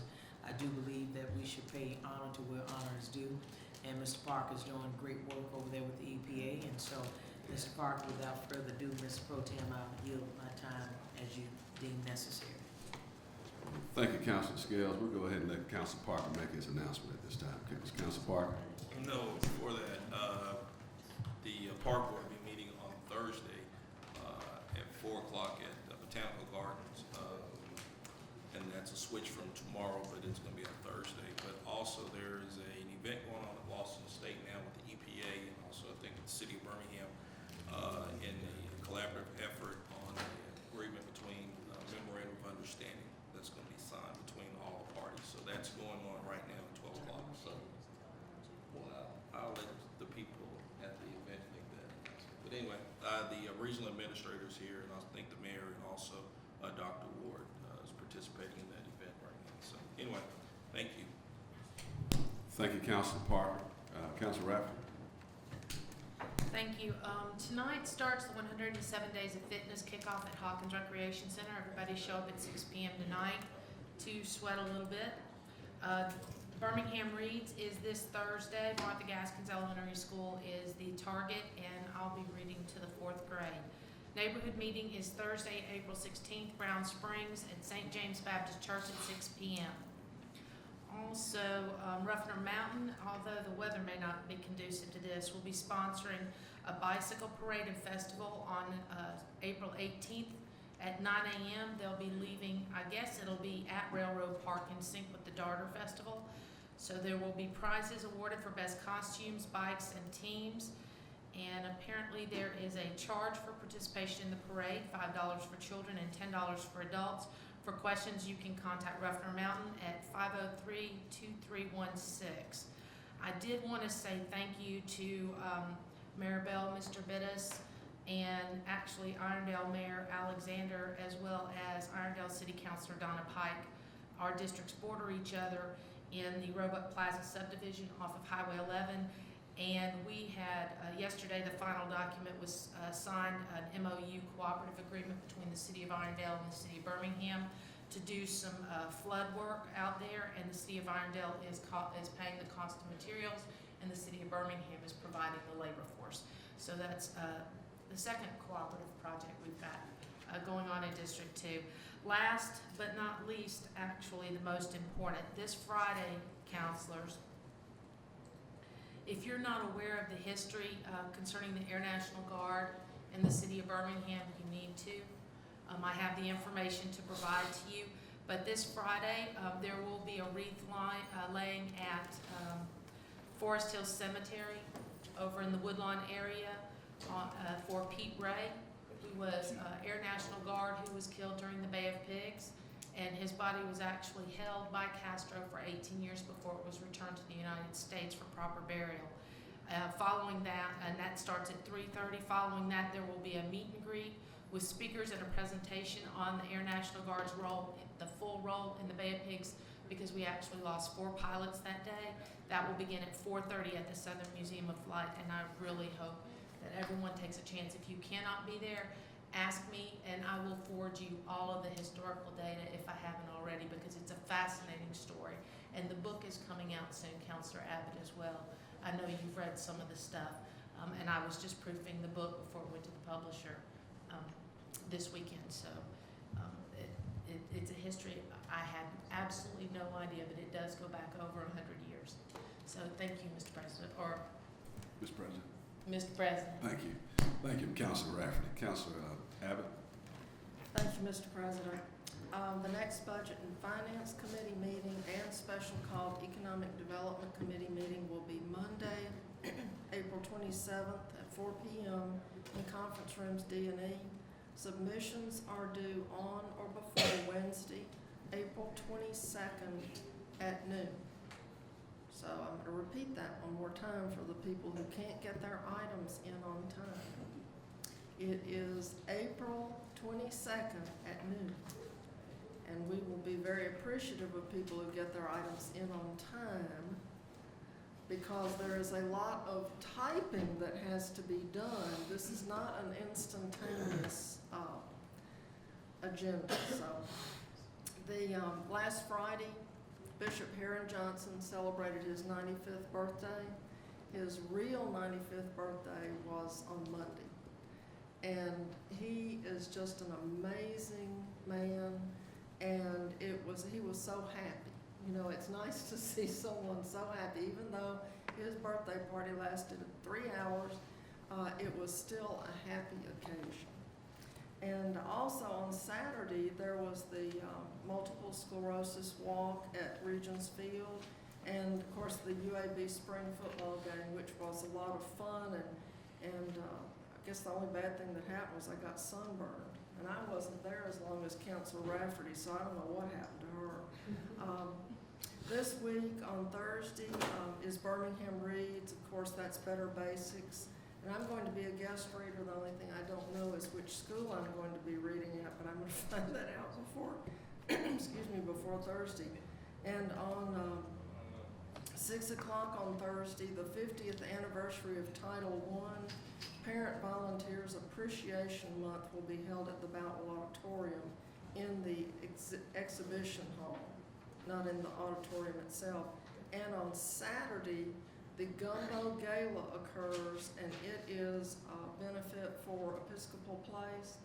If you have not been to the Gumbo Gala, and if you like gumbo, you can eat more gumbo than you possibly can hold at the Gumbo Gala if you're a gumbo fan. So I encourage everyone. It will be at Regents Field for the first time this year. It's been held in Caldwell Park. It's been held at Sloss Furnaces. And now it's at Regents Field. I guess that's our new popular venue for events. And tonight, East Avondale neighborhood meets at 6 o'clock, and Highland Park neighborhood meets at 7 o'clock. And I wanted to offer sympathy to the family of Lon McPherson. His memorial service will be held this Saturday at 1 o'clock at Church of the Advent. He's a former neighbor of mine who got pneumonia and passed away at a very young age, and it's just shocking. I know Councilor Austin had one of those shocks recently where one of his compatriots died suddenly, and this young man was much too young to be dying, but he did. So his memorial will be at Church of the Advent on Saturday at 1. So thank you, Mr. President. Well, it's not a resolution, it's just simple. Thank you, Councilor Abbott. Our prayers are with the family. I do have Councilor Hoyt's announcements. I'll read those first. Off for today, Psalm 145 and 17. The Lord is righteous in all his ways and loving toward all he has made. Neighborhood Association meetings. Bellevue Heights Neighborhood Association meeting will be held on Tuesday, April the 14th at 6:30 p.m. at Brown Elementary School. Ensley Neighborhood Association meeting will be on Thursday, April 16th at 6 o'clock at Ensley Recreation Center. Next Public Safety Committee meeting will be held on Monday, April 20th at 4 o'clock p.m. At City Hall here in the Council Chambers on the 3rd floor. And please join District 8 Councilor Hoyt and Pastor Clark for an informational meeting regarding fair housing in the city, presented by Mrs. Leila Hackett and her staff on April 15th at Sardis Baptist Church, located 1615 4th Court, West Birmingham, Alabama, at 12 o'clock p.m. through 1:30 p.m. Now to District 7 announcements. Again, we declare today, and I thank my council members for their support, on the April 16th, this Thursday, is Birmingham Reads Day. So let's go out and read to our young people in our community. Tonight, the Boy Scouts of America, Greater Alabama Council, will be having a special screening of Troop 491, The Adventures of the Muddy Lions, at Carver Theater today at 6:30, tonight rather, at 6:30 p.m. at the Carver Theater. Please go out and support the Boy Scouts of America. I got a personal call from the president of BBVA Compass Bank, Alan Register, on yesterday. And I want to emphasize the importance of this announcement to my colleagues. Maybe you can pass this along to Mayor Bell also. He probably is already aware of it. But also on next Thursday, BBVA, there's a grand opening of the Development Center at Brock Operations Center. And there's a special guest, Steve Wozniak, who will be present there. That Operations Center is actually going to have 3,200 employees that come to the city of Birmingham. So that's important for the city, it's important for the county, it's important for this area to know that we have 3,200 jobs about to come to our area at the BBA grand opening of the Development Center at Brock. Today, I have a neighborhood meeting at 6 o'clock, East Brownville Neighborhood Association meeting at Galilee. Riley Trevelick will be at Southwest Community Center Thursday. Roosevelt City will have their rescheduled Neighborhood Association meeting at 11 o'clock. Hillman Neighborhood Association meeting will be that evening at Mary Doris Center at 6 o'clock. And the Planning and Zoning Committee meeting will be canceled today at 4 o'clock due to no cases. And I'll announce this publicly. My prayers are with the Ward family. Tory Ward, who was the assistant coach at Southern Illinois State, that got killed in a plane crash. And my prayers with all those persons that were lost in that plane crash. I was out of town at my son's AAU basketball tournament, but I heard that the funeral services were beautiful at Bartow Arena, and I coordinated with his mother and a couple other people to detail the escort with the mayor's office to provide police escort for the family on Sunday. And I want to thank Chief Roper and all those involved, Jeff Witt, and the mayor for his support in getting that police escort for the Ward family. That's the end of my announcements. We had today, yes, Councilor. Thank you, Mr. Pro Tem, for recognizing me. If I heard it correctly, that's Clint Simpson Sr., is that right? Okay, I'd like to move for a resolution of sympathy for Clint Simpson Sr. All in favor, let it be known by saying aye. Aye. All opposed? Move the item. Second. All in favor, let it be known by saying aye. Aye. All opposed? I don't want to forget him. I'll speak next week, the reason why that stuck out to me about Mr. Simpson. Thank you, Councilor Scales, and our prayers are with the Simpson family, and I know Simp very well. He's my high school frat brother. So good family. Today we had our officer on duty was Charles Lewis, downtown substation. He held us down by himself. Very good. We appreciate your support, especially with the crowd this morning, and keeping everybody in order. If there's no other business, I'll entertain a motion to adjourn. So moved. All in favor, let it be known by saying aye. Aye. All opposed? Thank you, Council. Meeting is adjourned. Thank you.